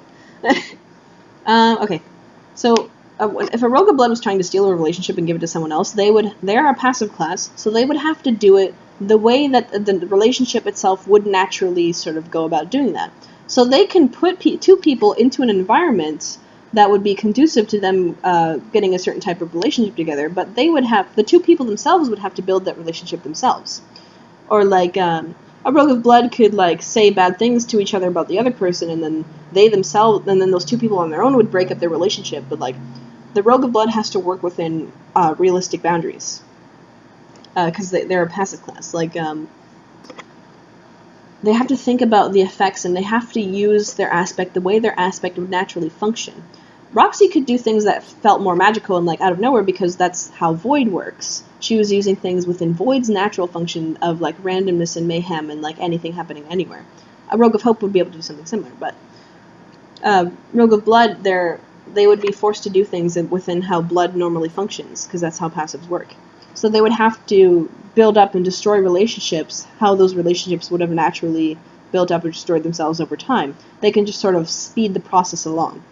So it's not that they can snap their fingers and directly, like, steal the concept of the relationship and give it to somebody else, but they can definitely be a factor in the building or destroying of relationships between people and have the end result be the same thing, technically, but they went through a very different method, and it felt very more natural. So yeah, I think they could, but there's just a little thing about that. Alright. God tier powers for mage, because I was hearing that this one confused you. Basically, a mage would have magical powers, while a witch would be magic. For a witch, it would be more by the touch of a finger, a snap, or magic wands, simply their intention and some sort of signal. A mage would have learned magic. I think, actually, that's kind of a meaningless distinction, because, again, I think magical powers and stuff like that, or at least physical flashy powers and Homestuck, is just based more on, like, if you can think of a way to connect it to your class spec, you can do it. I don't think there's any, like, solid rules, like, because there's a lot of overlap in those kind of things, you know what I mean? Like, witching, like, for instance, okay, Rose has wands, but she's a seer, and she directs, like, beams of light in order to have, like, sort of destructive effects through light, and that looks very similar to, like, a light-flavored thing of what Dirk did, except Dirk was more lightning instead of, like, light. What they actually look like your flashy physical powers, I think doesn't really matter. I think it's just more what you're intending to do with them that matters, like, that makes sense. And how they end up manifesting, like how your intentions end up manifesting don't matter. It's how you intend to do something that matters. Does that make sense? So, like, anyone could do it with a finger snap or with magic wands or use any whatever objects they want to do that, like Eridan used a wand, right? Like, whatever tools and however it actually manifests physically, I don't think matters. I think what matters is that you intended to use your aspect to do the thing in a way that your class would do that thing, is how I would put it. So, yeah. Like, you could, like, if you were a mage of time and wanted to do, like, music magic, like, absolutely you could do that. That's totally cool. Or for, like, a Seer of Light, if you wanted to do, like, runes and stuff, like, you could, but Arcanon Seer of Light used a wand, right? So it's, and then, like, everybody uses wands, like, because that's just a thing. If you want to do some kind of magic thing, you use a wand. Dirk was the only one who, like, put his claws up and was like, and lightning. But I think you can do whatever you want, honestly. Like, you can do whatever you want. There's no real rhyme or reason to how it manifests, just as long as it's, like, colored your aspect color, and it's doing a thing that your class would do, kind of thing. You know what I mean? I was wondering, can Hope aspects create things out of thin air, for example, like Ghost Dirk? Like different worlds, possible creationism in the game once God tier? I've been stumped lately on this question and thought of asking, thank you. Powerful Hope players? Absolutely. Powerful Hope players who have, like, a great solid grasp on their aspect and use it to manifest things? Sure. That plus, like, a creation class of Hope? Absolutely, they can create things out of thin air. Like, especially if they're really good at what they do. Like, they could do all kinds of things. It's very powerful, the stuff that they could do. But yeah. Yep. That would be a yes. Not really much else to say on that one. Building a session with a few of my friends. Curious to see if you had any thoughts on their interactions, whether or not they're a threat. The titles are... No. Nope. Because Bard of Heart and Heir of Mind can interact in literally any way imaginable, and their class specs tell me nothing about their personal relationships to each other. Again, that's just a personal, like, how do these two people, how would they interact? I don't know those two people. Yeah. I get a lot of those. What are the possibilities to the land of a page of space? Depends on the page of space. Next question. Nothing to do with class spec, except superficially. Do you think there's any aspects that would allow true teleportation, similar to a First Guardian or John's zappiness? The only thing I can think of is space via extremely fast movement that looks like warping or possibly high-level void player. Well, there's all those windows in Homestuck, like fenestrated windows. Roxy has a million of them. She jumps through the void from place to place. Wormholes, space. You know, space could literally teleport. Time travel is technically a version of teleportation. Technically, you can use it to do that. Breath being intangible and floating through things like John's retcon ability. There's all kinds of stuff like that. Like, even weird ones that you wouldn't be able to think of, like blood. Through magnetism, through connecting two places to each other, you can float between, or not really float, but like magnetize between one event and a place. And that would be a way of metaphysically using blood as a concept to teleport. So, and this is what I mean, like, I don't think there's like things that are, end results that are like unique to aspects. Like, only space players and void players can teleport. Sure, but every aspect can get from one place to another using their aspect as a way to do that. Maybe Hope can just hope themselves here. Yeah, I'm a Hope player, and if I hope real hard, I'm there. Exactly. That's something they can do. That's not teleporting like how we think of teleporting, but it technically is. Like, you've got the end result of, I am here and I am now there using my aspect. Like, any way you can think of it, you can do things. You know what I mean? Sorry to bug you. I'm supposed to ask, how do you think an inverted Witch of Time would act? Oh, I just saw that. I just got distracted by praise. Thank you. Thank you for that. Okay. I'll go back to this. How do you think an inverted Witch of Time might act? So, I spoke earlier in this video, spoke about inverted witches, how they go about going into seers, how they focus on trying to understand something that they don't know how to understand because everything they've tried to do has not been working, and they don't understand why. So they try to understand. And it just, infinite cycle of, I don't get it, I don't get it, I don't get it, I'm frustrated, nothing works, going from active and passive also makes it so that they withdraw rather than, like, expand. Time to space. Time is very used to dealing with patterns, to things that happen over and over and over again, to things that will happen, have always happened, and will continue to happen. Time deals with, like, loops. Time does deal with things that are very set in stone. Like, there's a future, there's a past, these things will happen, and they can happen for a reason, and there's an element of, like, you have an expectation of things that are going to go a certain way. Space is the opposite. Space is randomness. Space is just different things happening all the time at the drop of a hat, and maybe to no rhyme or reason. It's just random chaos, and there is no expectation there, and just things are happening and you don't understand why. So a Witch of Time converting into a Seer of Space would be someone who's like, I expect things are going to go a certain way, and I know that they're going to go a certain way, and I know they're based on what I do, and I understand that there's a feedback response of, I do a thing, and I get a thing in response, and that's always going to happen, and it's always going to happen that same way. You're going to encounter something, a person who, a Witch of Time inverts is going to encounter a thing that, like, just breaks all of their rules, even the rules that they decide to break, and they're just like, you know what, I don't understand what's happening right now, like, I expect when I press this button it does a thing, but now I press this button and it does a different thing every time, and I don't get it, like, it's not acting the way I would act, and, like, nothing I do has any rhyme or reason, like, there's just no, I could do anything, and anything could happen, I gotta know, I can't do anything, because I don't know what's gonna happen, I don't know what's gonna affect, and, like, I gotta figure out what it's gonna try to affect, but, like, so you're gonna sit down and try to get into that seer mindset and try to get understand and be like, what's happening, what's going on, but they're gonna find no rhyme or reason. They're just gonna be in a maelstrom of confusion. Just they can't see up from down. They can't get their footing. That every direction they try runs them back in the same place or feeds them in a different direction. If they try to take the same path, they get somewhere different. If they try to take a different path, they end up in the same place. Everything they know has been flipped upside down, and they have zero bearings. And they're just wandering around in confusion, trying different things, not trying different things, sitting down, trying to think about it, not sitting down, trying to think about it, flipping back and forth, and going all over the place. And they're trying to understand the whole time, instead of trying to do things. So they're just lost in confusion, is basically that one. Yes, thank you for the praise, I appreciate it. What other characters other than Will Graham would I consider to be mages of heart? Let's see. Obviously, Mulan. Mulan is a major part, of course, but that's obvious. Will Graham from Hannibal.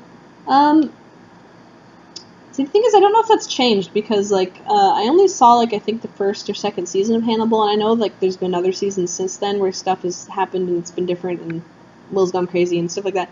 I don't know what's happened there, so, yeah. But other people I would consider to be mages of heart. I'm not sure. I can't really think of it until I come across the character in particular and be like, oh, that character, I remember you. I know what you act like. That acts suspiciously like a mage of heart, and then I would be able to make a connection. Like, the only reason I know that Will Graham is a mage of heart is because I watched Hannibal and I saw Will Graham, and he's like, you know what, you reminded me of a mage of heart. I would have to, like, watch things and, yeah. I don't know. I have no idea. I would have to come across them before I would know them, you know what I mean? To be honest, if there's an evil counterpart to Princess Peach to accompany Wario and Waluigi, I doubt Japanese creators would lose the opportunity to make yet another iteration homage to the Drumbo gang, with Cherry being Mr. Ranjo, Wario being Tanzura, and Waluigi being Boyaki. I think I used to have the context for this. I think it was like I made a post about, like, what if there was, like, evil princesses, like, in the Mario universe, like a Wa Peach or a Wa Daisy, kind of, like, some kind of thing. I think that's what that's referring to. Just something random I thought of. Getting through Ask. I have questions about errors, specifically error of space and an error of mind. If errors can become their aspect, does that mean error of space can become everything? And what could error of mind do? I love your blog, thanks. Yeah, so the whole become thing is just a function of passive change. Princess Lazy and Princess Leech somewhere. Yeah, that's funny. That's a good one. Yeah, the whole function of errors becoming their aspects is because it's passive change. So it's a function of change that allows the aspect to work through the error. So the error is a catalyst for what the aspect itself wants to change, as if it has a will of its own. So errors can become wind in order to do windy things. Errors can become metal in order to do bloody, like, physical things. Stuff like that. So I would think any kind of symbol, like physical symbol of the aspect, like frogs, or like biological things, or like an element of, like, randomness, like a Beast Boy. Beast Boy, I think I classified it as either like an error of space or an error of blood because of how he could change his body, but I think error of space because he was also green, and that just felt right to me. Yeah, so I think they are like the most shapeshifty of the shapeshifters, the error of spaces, if that makes sense. Like, they can turn into quite a few things, but there are things I think they wouldn't be able to turn into. Like, they can't turn into everything, but they can turn into a lot of things because space deals with a lot of different things. So, like, any kind of, like, biological creature, especially a creature associated with transformation and change itself, like frogs or butterflies or, like, that kind of thing, especially those kind of things, I would say, like, inanimate objects would be a no, because those aren't alive.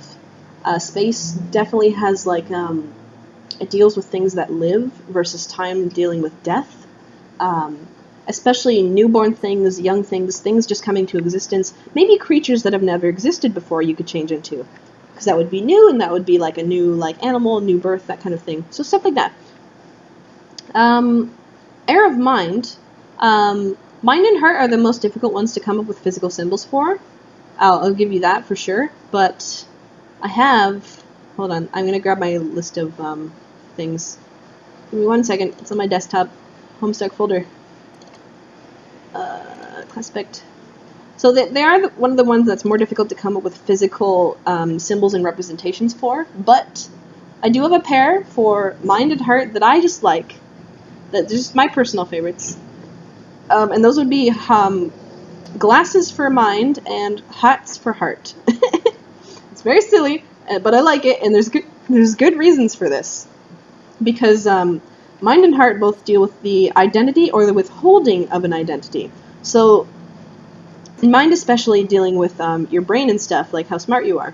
So there's all kinds of things that are associated with, like, your identity, your face, your head, your brain, your personality, your thoughts, like you, what you give to other people, like how you speak to other people, how you present yourself, like your identity, as in your face. Like, so things that interact with your face, things that interact with your head, with your brain, all of that, all could be physical symbols of mind and heart. But the reason I like glasses and hats specifically is because the way that people, like in our collective consciousness, like the way that we hide identity is by hiding the eyes. And this is true for anything where, like, if you see any kind of thing where they censor somebody's face, they get rid of the eyes first.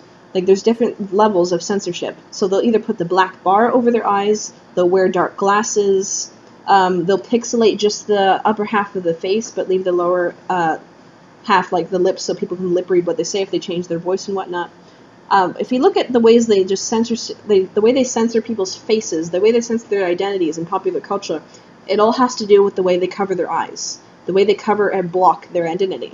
And that's interesting because heart is associated with eyes, just like light is associated with eyes, but in a different way.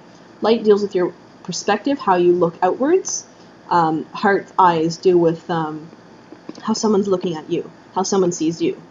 So the way it deals with, like, your eyes being like a personal identifying trait of you, and that kind of thing.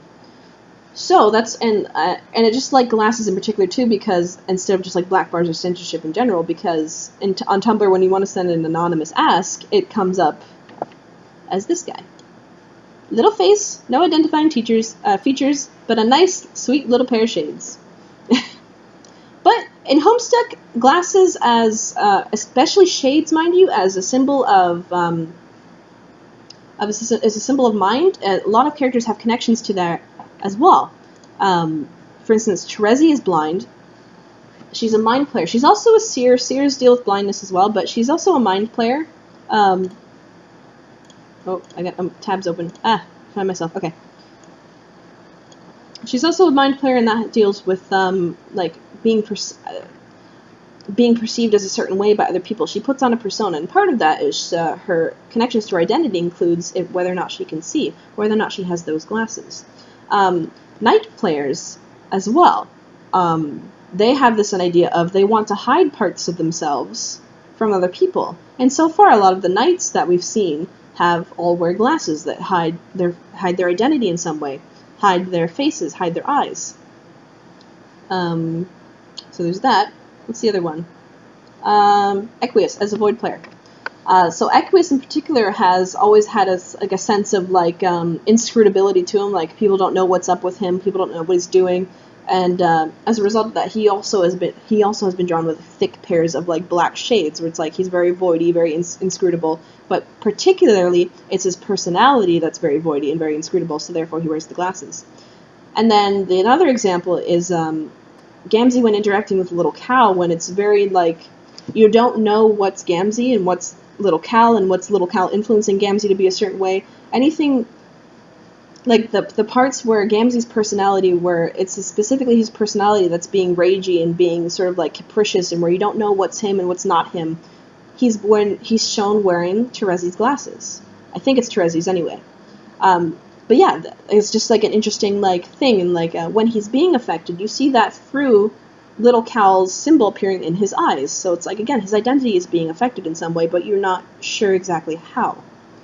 So anywhere where there's a question of like someone's identity, or someone's trying to hide their identity, or like the narrative itself is trying to make a statement about like this person's identity is not what you think it is quite at this moment, it always goes to the eyes. Some way the eyes are affected, or if it's like specifically trying to be hidden, there's usually some glasses involved, like that kind of thing. Now, the other half of that is hats. Heart being hats. So just like the mind symbol is a symbol that blocks the eyes, the heart symbol is a symbol that blocks the head or the brain. What you're thinking and what you're understanding about something. And while it's not really as strong as the mind glasses connection, our quintessential heart player, Dirk, does have this hat theme everywhere, literally, and that's part of his identity, is that no matter where you go, Dirk Strider, the Prince of Heart, even if he's not playing the game, even if he's in a different timeline, you know him because he's got his little hat on. And so you know who he is. The other one too, the other connection to that too is that when Nepeta takes on, she's a role player. She is a heart player, but she's also a role player. So she takes on different personas, so she takes on different roles, so she takes on different hearts at times, fitting for a rogue of heart. This is shown by the fact that when she role plays, she likes to wear different hats. Or at least she likes to, her main role play is when she's role playing as the cat character, she likes to wear the cat hat. So again, it's a connection between like the roles that you play and who you are, and like personalities in that, and like connections between hats and heart.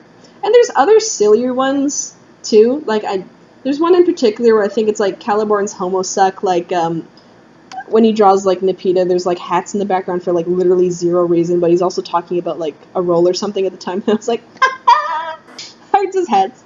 And I just thought that was really funny. That's like the silliest piece of evidence for it, but like it's not even evidence. I can't even call it evidence, but it's just like a connection there.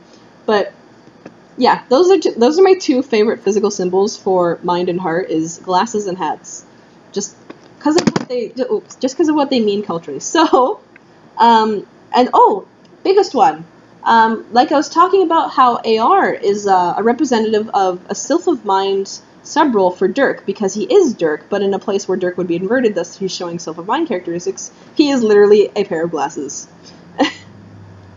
So, okay.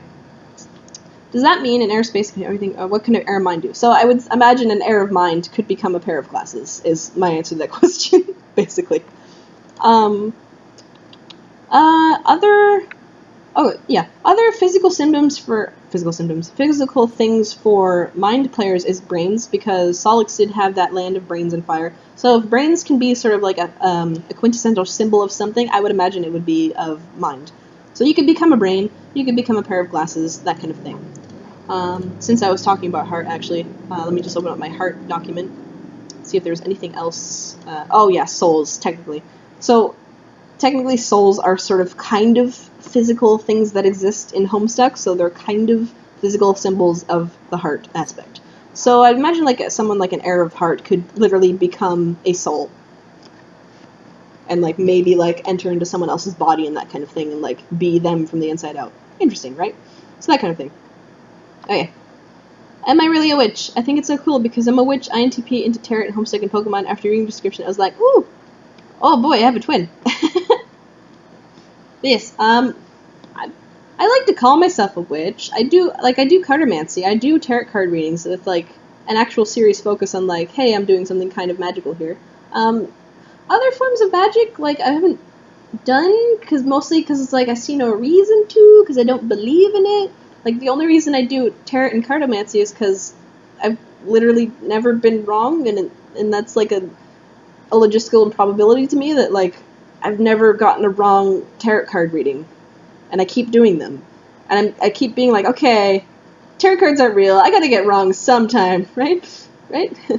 But it hasn't happened yet. I'm not saying, like, I'm good at tarot, like, I'm not trying to be like, oh yeah, I'm so good, I'm never wrong. I mean, like, I'm literally, like, never off the mark. For anything I do, everything, like, the tarot cards that I do, I've always, like, it's been correct. I don't understand.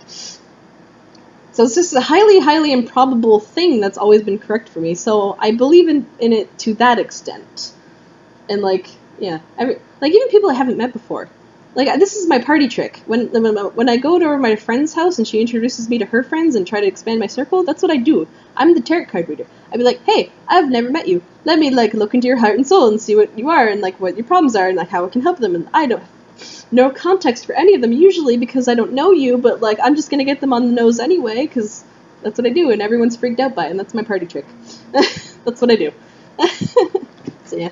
I'm kind of a witch. I feel like I'm enough of a witch that I can call myself a witch because of the tarot card thing. So yeah, I'm a witch. Yeah. How is Sans a void and not a time player? Though granted, time and void are related. So I see these two are by the same person. I feel like I answered this. Like, I went into this on a post somewhere, so this might be outdated. But I do have posts going, like, Undertale aspects why I think the way they are. So check those out. Those are a thing. Okay, next one. And, actually it's like 9:40. I'm gonna go to like 10, and I'm gonna stop at 10. So I'm gonna do this for 20 more minutes. Sounds like a good time frame. I'm a space player. and I'm struggling with whether I'm a sylph or a maid. What are some notable differences between the two, like personality, how they behave or react to situations, etc.? So just from this ask, I feel like you're intensely focusing on creation being a quintessential part of your character, because space, sylph, and maid. Quintessential creators right there. All of them. So if creation is such like a heavy focus for you, think about how you create. Because again, there's differences in how a sylph or a maid would go about doing things the same way like a prince or a bard would. Again, like prince and maid, they're very active players, so they're going to go about like doing things like just with sort of like no disregard for the little details. They're just gonna look at the big picture and be like, okay, I want thing happen, go. Don't care about the method. Thing's done. Okay, cool. Sylph and a bard, they're going to be more careful in their methods. Like they're going to be like, okay, I want this to grow a certain way. I want this to exist in a certain way. I want to create in a certain way. Like how bards can be like, I want this to be destroyed in a certain way. I want this to corrupt in a certain way. There has to be certain ways for passives to do things, right? So you got to think about like your methods of creations. Obviously, you're a creator. I can tell right there. So how do you go about creating things? A sylph is more definitely going to be focused on things that already exist. They're not really going to be focused about creating something that has never existed before. They're going to be much more focused on like quintessential concepts that already exist. Like a sylph of space that really likes trees, really likes bonsais, or something like that, they're going to build the best tree ever. They're going to make the perfect tree. They're going to get this tree, and they're going to make it so awesome, it's like going to be like the quintessential like apple tree. It's like an apple tree is something that already exists, right? But they just want to make the best one. They're going to know exactly where to like grow the branches. They're going to exactly know how to like what shade of apple they want. They're just going to build up all these things, and they're going to care for it. And they're going to be very fussy and metally, and like they're going to pick at little details, and they're going to like tweak at this thing, tweak at that thing, want to get everything perfect. And they're going to be very focused on the small details and fiddling and fussing, and they're never going to put it down. A maid, on the other hand, they're going to be much more chill about their creation powers. They're going to snap their fingers and be like, this exists, this has never existed before. Everybody gets to exist. Much more Oprah-like. They're just going to be like wide, spreading, broad like brushes of things that are new, and you know maybe they didn't exactly get within the lines, but that's okay. They're doing something new. They're groundbreaking. They're going on a journey. They're going to see like different things. They're going to try different things out. Not everything's going to work. That's okay. They don't need everything to work. They're just going to try stuff new. They just want new experiences, new things. They just want to see stuff happen. Like, they're very just focused on what could be rather than what already is. Very much future-focused versus sylph's past-focused. So that's kind of how I differentiate the two. They're both very focused on creation, but in very different ways, and they want very different things. So I would think about versus, like, if you're more of, like, that fussy, like, meddler who wants to, like bring out the potential of something that already exists to its fullest capacity, or if you just want to make something completely new and just like completely random, something that's never existed before, and like you don't know like what the quintessential version of that would be, but it exists now, and you're going to go with it and see what happens. That kind of thing. Next one. I was wondering if a bard can destroy himself with his aspect like the prince. Yeah. Just maybe not in like the same way again. So Bard's whole thing is they know exactly how something needs to like be destroyed, be thinned out, be like, you know, brought back down, retracting, decaying, like made smaller, that kind of thing. Prince is just like, again, wide brush, just doing everything they can. Like, this is destroyed, I don't care which individual plant cell was on the branch or the part that I chopped off with my sword, I don't care, all I care is that the branch is off the tree now. Bard is going to be much more like, you know what, maybe this leaf here, and like this piece of bark there, and like this kind of thing, maybe I want this part of the tree to sort of rot and decay a bit, and like this part, that alone can be fine. Like different parts, they're much more fiddly, much more capricious, much more smaller detail focused. So, if they're putting that inward, I don't know if that's necessarily the healthiest thing they could be doing, but it can be good if they notice within themselves bad parts. Like, it's all about self-reflection. If you look at yourself and you see something you don't like, but it's a genuine kind of like, hey, I could be this, but better. Like, I can do this better. And they want to get rid of themselves that's bad. As long as they still hold on to that fundamental I overall am healthy and good and there's things of value within me, that's fine. If they're just destroying all of themselves and thinking like, I am nothing, I am worthless, like I should just die, blah blah blah, that's bad. That's more like, that's not good. That would be like, for destruction players, that would be over embracing. Like they're letting themselves be destroyed in their own destruction kind of thing. But as long as you know that you yourself have some kind of value, you yourself have some kind of like thing about you that's good, you're okay. If you're coming at yourself with a sword, but with the understanding that like you're just gonna cut off the things that you would rather not like, and like you want something else to grow there instead, and like you just want to sort of prune yourself and become better as a result, that's one thing. So that's okay. Some people, they have to do that. They have to have that introspective process and find out what about them is that they want to work on, that they want to get rid of. Like maybe they want to be less stubborn, maybe they want to be less judgmental, that kind of thing. But it's hard for them because it's a part of them, right? So they have to actually like hold on to themselves and be like, they have to physically stop themselves and be like, no, recognize you're being judgmental right now. You're going to try to stop doing that. So that's just one example. So yes, you can destroy yourself like badly, just like a prince can destroy themselves badly, but prince and bard can both still put destruction inwards without it necessarily being overall destructive and bad for them. Just from listening while I draw, I'm starting to think I might be a maid. Oh, cool. Cool for you. That's cool. Coolio. Oh no, my mouse. Stop. Oh. My mouse just froze. No. Okay, I see. Now, it's sort of like how each class can have any aspect, but you can still say it's easy to confuse a thief with a hero of heart. If you read about each aspect, if you learn about each aspect before the classes. And in astrology, you're basically saying Leos exhibit a lot of being like the sun. Is that a good way of explaining it? Thanks for replying to all these questions. Take up too much time to get my own Tumblr. I forget the context behind this, but I think it was something to do like, are certain classes are more likely to have certain aspects, like are thieves more likely to be heroes of heart over anything else. But yeah, it's again, they can have traits in common without necessarily saying that they go together all the time.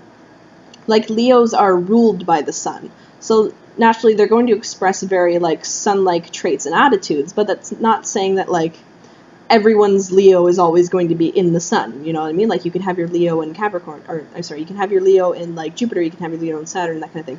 So different things can match up together. But you can sort of compare the same kind of thing, like heroes of hearts, thieves, like, or other kinds of things. They can have things in common. They can have things that reflect each other, but that doesn't necessarily mean they're always going to go together. But it can mean that if you do have that kind of like double whammy kind of a class, that those things that they have in common will be like, what's the word? It's not echoed, it's like, reverberated, like made stronger, like they'll bounce off each other and like reflect more strongly in those parts than they would have on their own. Breath is like dream bubbles, the outer ring is void. This adds to Buddhism's freedom as an escape from samsara, the endless cycles of existence, which we are tied to by our ignorance, and we escape into nothingness. Or as Legend of Korra characters and Airbender philosophy extremists said, enter the void. The bubbles give further connection to spirit as breath in Buddhist spirituality. Also, spirit is more like formless spirit matter, whereas soul is spirit in form or linked to body. Yeah, I think this was a connection, or like a conversation I was having about like how breath and void are connected. There's a lot of things that connect it, like spiritually, even in other things, like Avatar delves into it a lot too, like how breath, the air elements connect to things of a voidy nature. But yeah, it's just like how breath is the dream bubbles and the outer ring is the void. They have interactions with each other. They're very close. Next one. When Stephen tries to distance himself from Connie to protect her from his fearful life, that would be him, Page of Hope, inverting into a Thief of Rage, because he basically perfectly represents an unhealthy Thief of Rage when he was sad like that. Yeah, I can see it. I do very much think of Stephen as this quintessential like Page of Hope like character. So yeah, that works. I like that. Different and but also a light aspect player, and also thinking this is an awesome conversation topic. There are, of course, the fictional implications of astrology. Astrology is such an influence and inspiration for fiction writers, so new planets are exciting for how to be incorporated into so much else. Ooh, I remember this is talking about how they found like an actual 10th planet, and I was like already thinking about the astrological implications of that, like not like a planet X, but like an actual like cohesive. Yeah, cohesive would have been a word for that, I think. Maybe. But they just, yeah. Okay. Yeah, fictional. It was all like a 10th planet because they through mathematical observations on like gravity in our solar system, they found that there was a certain part in our solar system with like this huge well of gravity, and they weren't sure what it is, but now they're thinking it might actually be a planet. And so they've been tracking its movements mathematically based on the effects that it's been having on the objects around it that they can see, rather than, and they just haven't found it yet. It's really just a matter of like once they get the calculations down, they can point their telescope in the right direction, and they're thinking they will see a planet at the other end. And it's just one that we just haven't found before because we haven't been thinking to look for it. And I loved that because I'm an astrology buff, right? This is awesome. And just the way that they went about finding this planet and like the way they went about discovering it, it's a very mathematical, logical observation. We know it has to be there because we measured it for it to be there. So, and the thing about this, what the planets mean in astrology and mythology, for some reason, they've matched up in history with the events surrounding their discovery. For instance, when we first discovered Uranus, it was completely out of the blue. Like, no one was looking for it, no one thought it would be there. Some guy just happened to randomly turn his telescope in the right direction and see, oh, there's a planet. That's not Mars. What's that planet? And what Uranus means is like paradigms, expansions, things new happening all of a sudden. And that's what this discovery of the new planet, because before we just had the observable planets with the naked eye. So we had like the 7 major planets: Sun, Moon, Mercury, Mars, Sun, Moon, Mercury, Mars, Venus, Earth, and I think Saturn. Those are the ones we could see, and those are the ones that have a lot of like ancient mythological ties to them.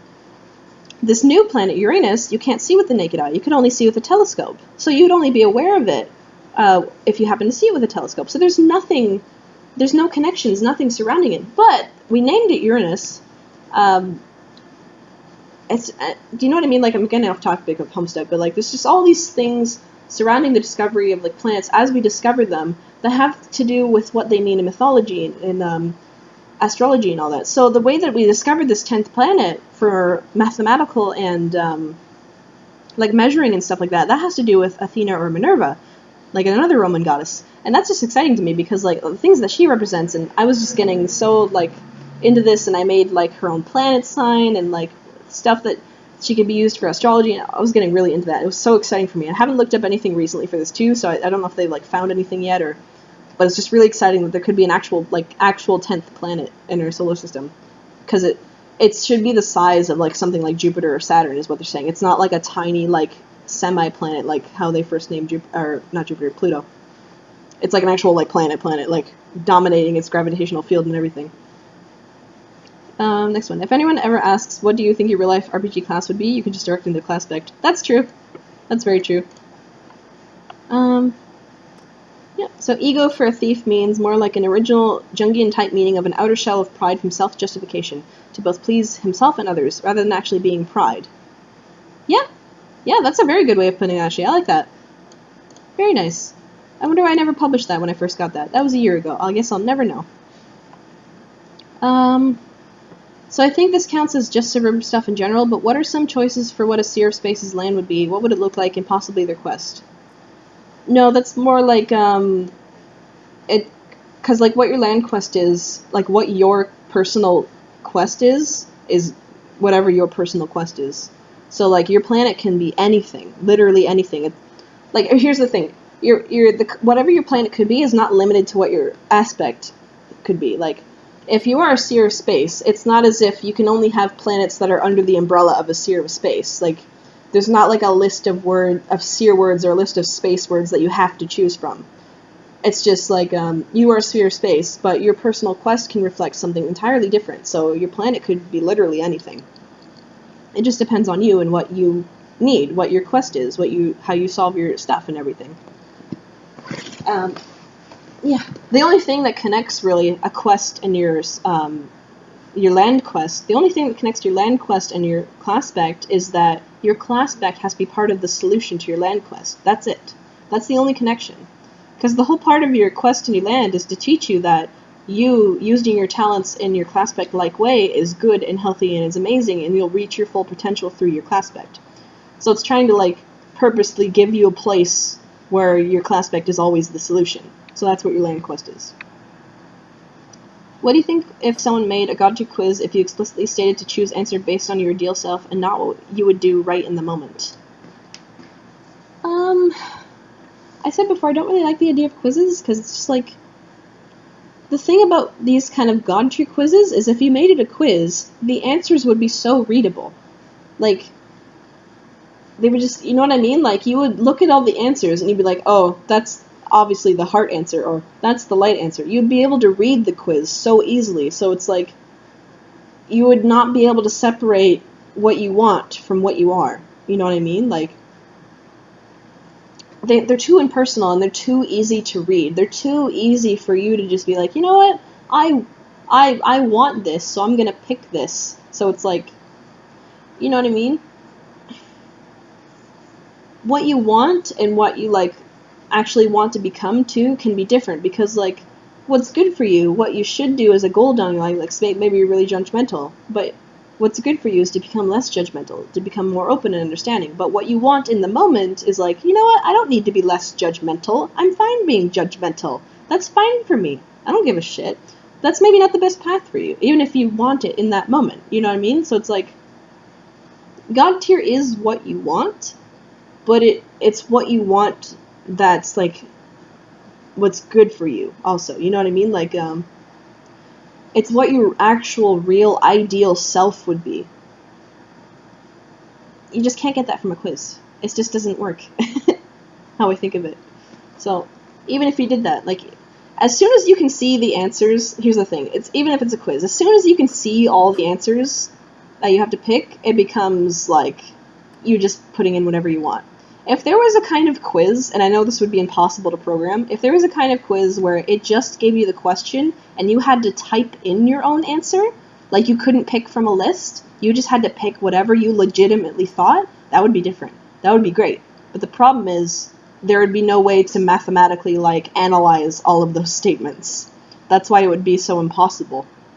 You would actually have, it would literally just be like, a person would have to go through each of these quizzes and have to, like, see all the answers that they got. And at that point, you might as well just go to an actual person and and talk to them and try to get them to class spec you, right?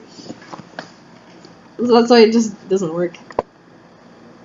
So I was thinking about the breath aspect. Do you think breath players have a problem with not thinking ahead? Tavros just charges Vriska without any plan whatsoever, and John didn't know what to do with his retcon powers without a knowledge class's help.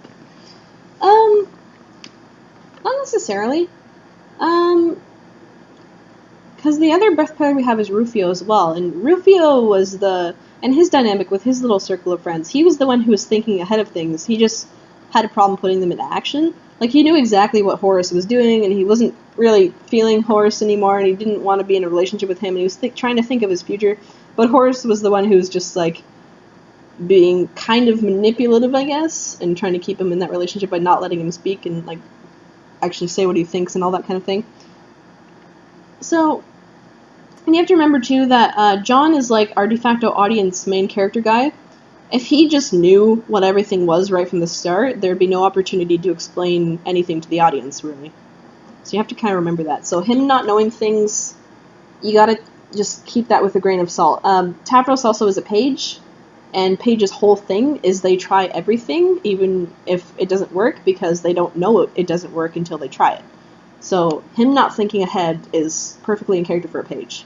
So I wouldn't say necessarily like the not thinking ahead thing is a breath thing. In order to get that, you would have to have example of every single blood player always thinking ahead with everything that they do, and I can guarantee right away that Cancri is not that. Cancri doesn't think ahead about anything. He thinks about stuff that he wants to think about, and that's about it. Like, he doesn't think about consequences of what he's saying at all, but beyond like a superficial level. So there's no real pattern to that, I think. So I've been really struggling with finding my God tier, so I've just been focusing on what aspects I connect with, and it's overwhelmingly heart and light.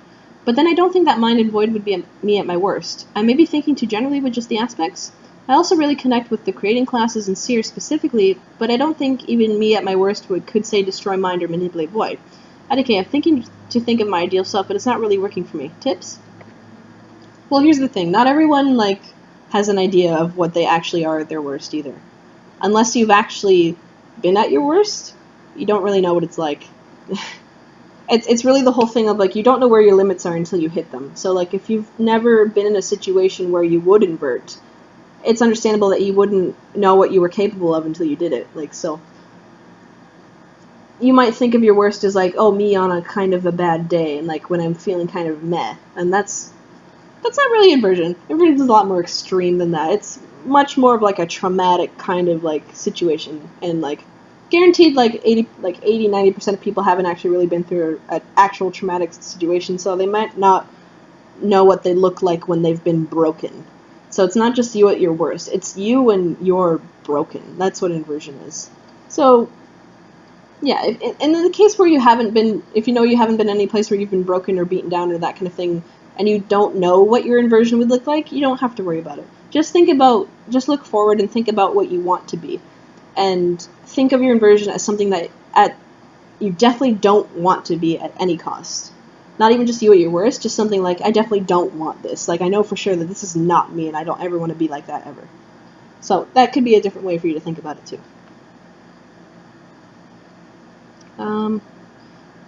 I'll do this one last one, because it's 10 o'clock now, so I'm almost done. But I'll do this last one. Same anon, and then also I think Rage or Doom would be being at my worst, but I don't connect at all to Hope or Life. Sorry if this was confusing. Yeah. So it could be that, like, and that this could also be too that, like, if you're stuck between two aspects on both ends and you're thinking, like, well, I could be this or this, that maybe there is a separate third aspect that encompasses both of the things that, say, Rage or Doom do for you or Hope or Life do for you that aren't Hope or Life, that maybe you might connect more with. And then there's also the chance that just, like, you just don't necessarily connect to everything in life or everything that Hope stands for, but you connect to some things. In which case, you would be comfortable in either Hope or Life, and it doesn't really matter other than what you kind of choose, I guess. Like, you know, because, like, people focus on different parts of the aspects and stuff. Like, not every light player is going to focus on luck, not every light player is going to focus on symbolism and knowledge, not every light player is going to focus on light as a physical thing, like shining on things and everything, right? So it just depends. You don't have to feel like you connect to everything in an aspect in order to consider yourself a hero of that aspect. So it's like, if you think you don't connect to everything in life, that's okay. You can still be a life player. Or if you think you don't connect to everything in Hope, that's okay. You can still be a life player, or Hope player. Even if the thing's at your worst. If you see, like, a couple of things in Rage that, like, oh yeah, like, that looks kind of me at my worst, but not really. Or, like, you know, a couple of things in Doom here, they're like, yeah, you don't have to connect to everything in an aspect. They are meant to be umbrella things, and people aren't umbrellas. People are underneath umbrellas. Okay, and on that note, I'm going to end this because it is 10 o'clock. I've been doing this for almost 2 hours now. I think that's good enough. I hope I got through a chunk of main box, but, like, looking at the scrolly thing at the side here, I don't think so. I don't know if you can see it, but, like, this whole thing up here is my inbox, and this is how far I got through my inbox in 2 hours. Yeah. Oh boy. Like I said, one head at a time, eating my way through the Hydra. Okay. I'm gonna stop now.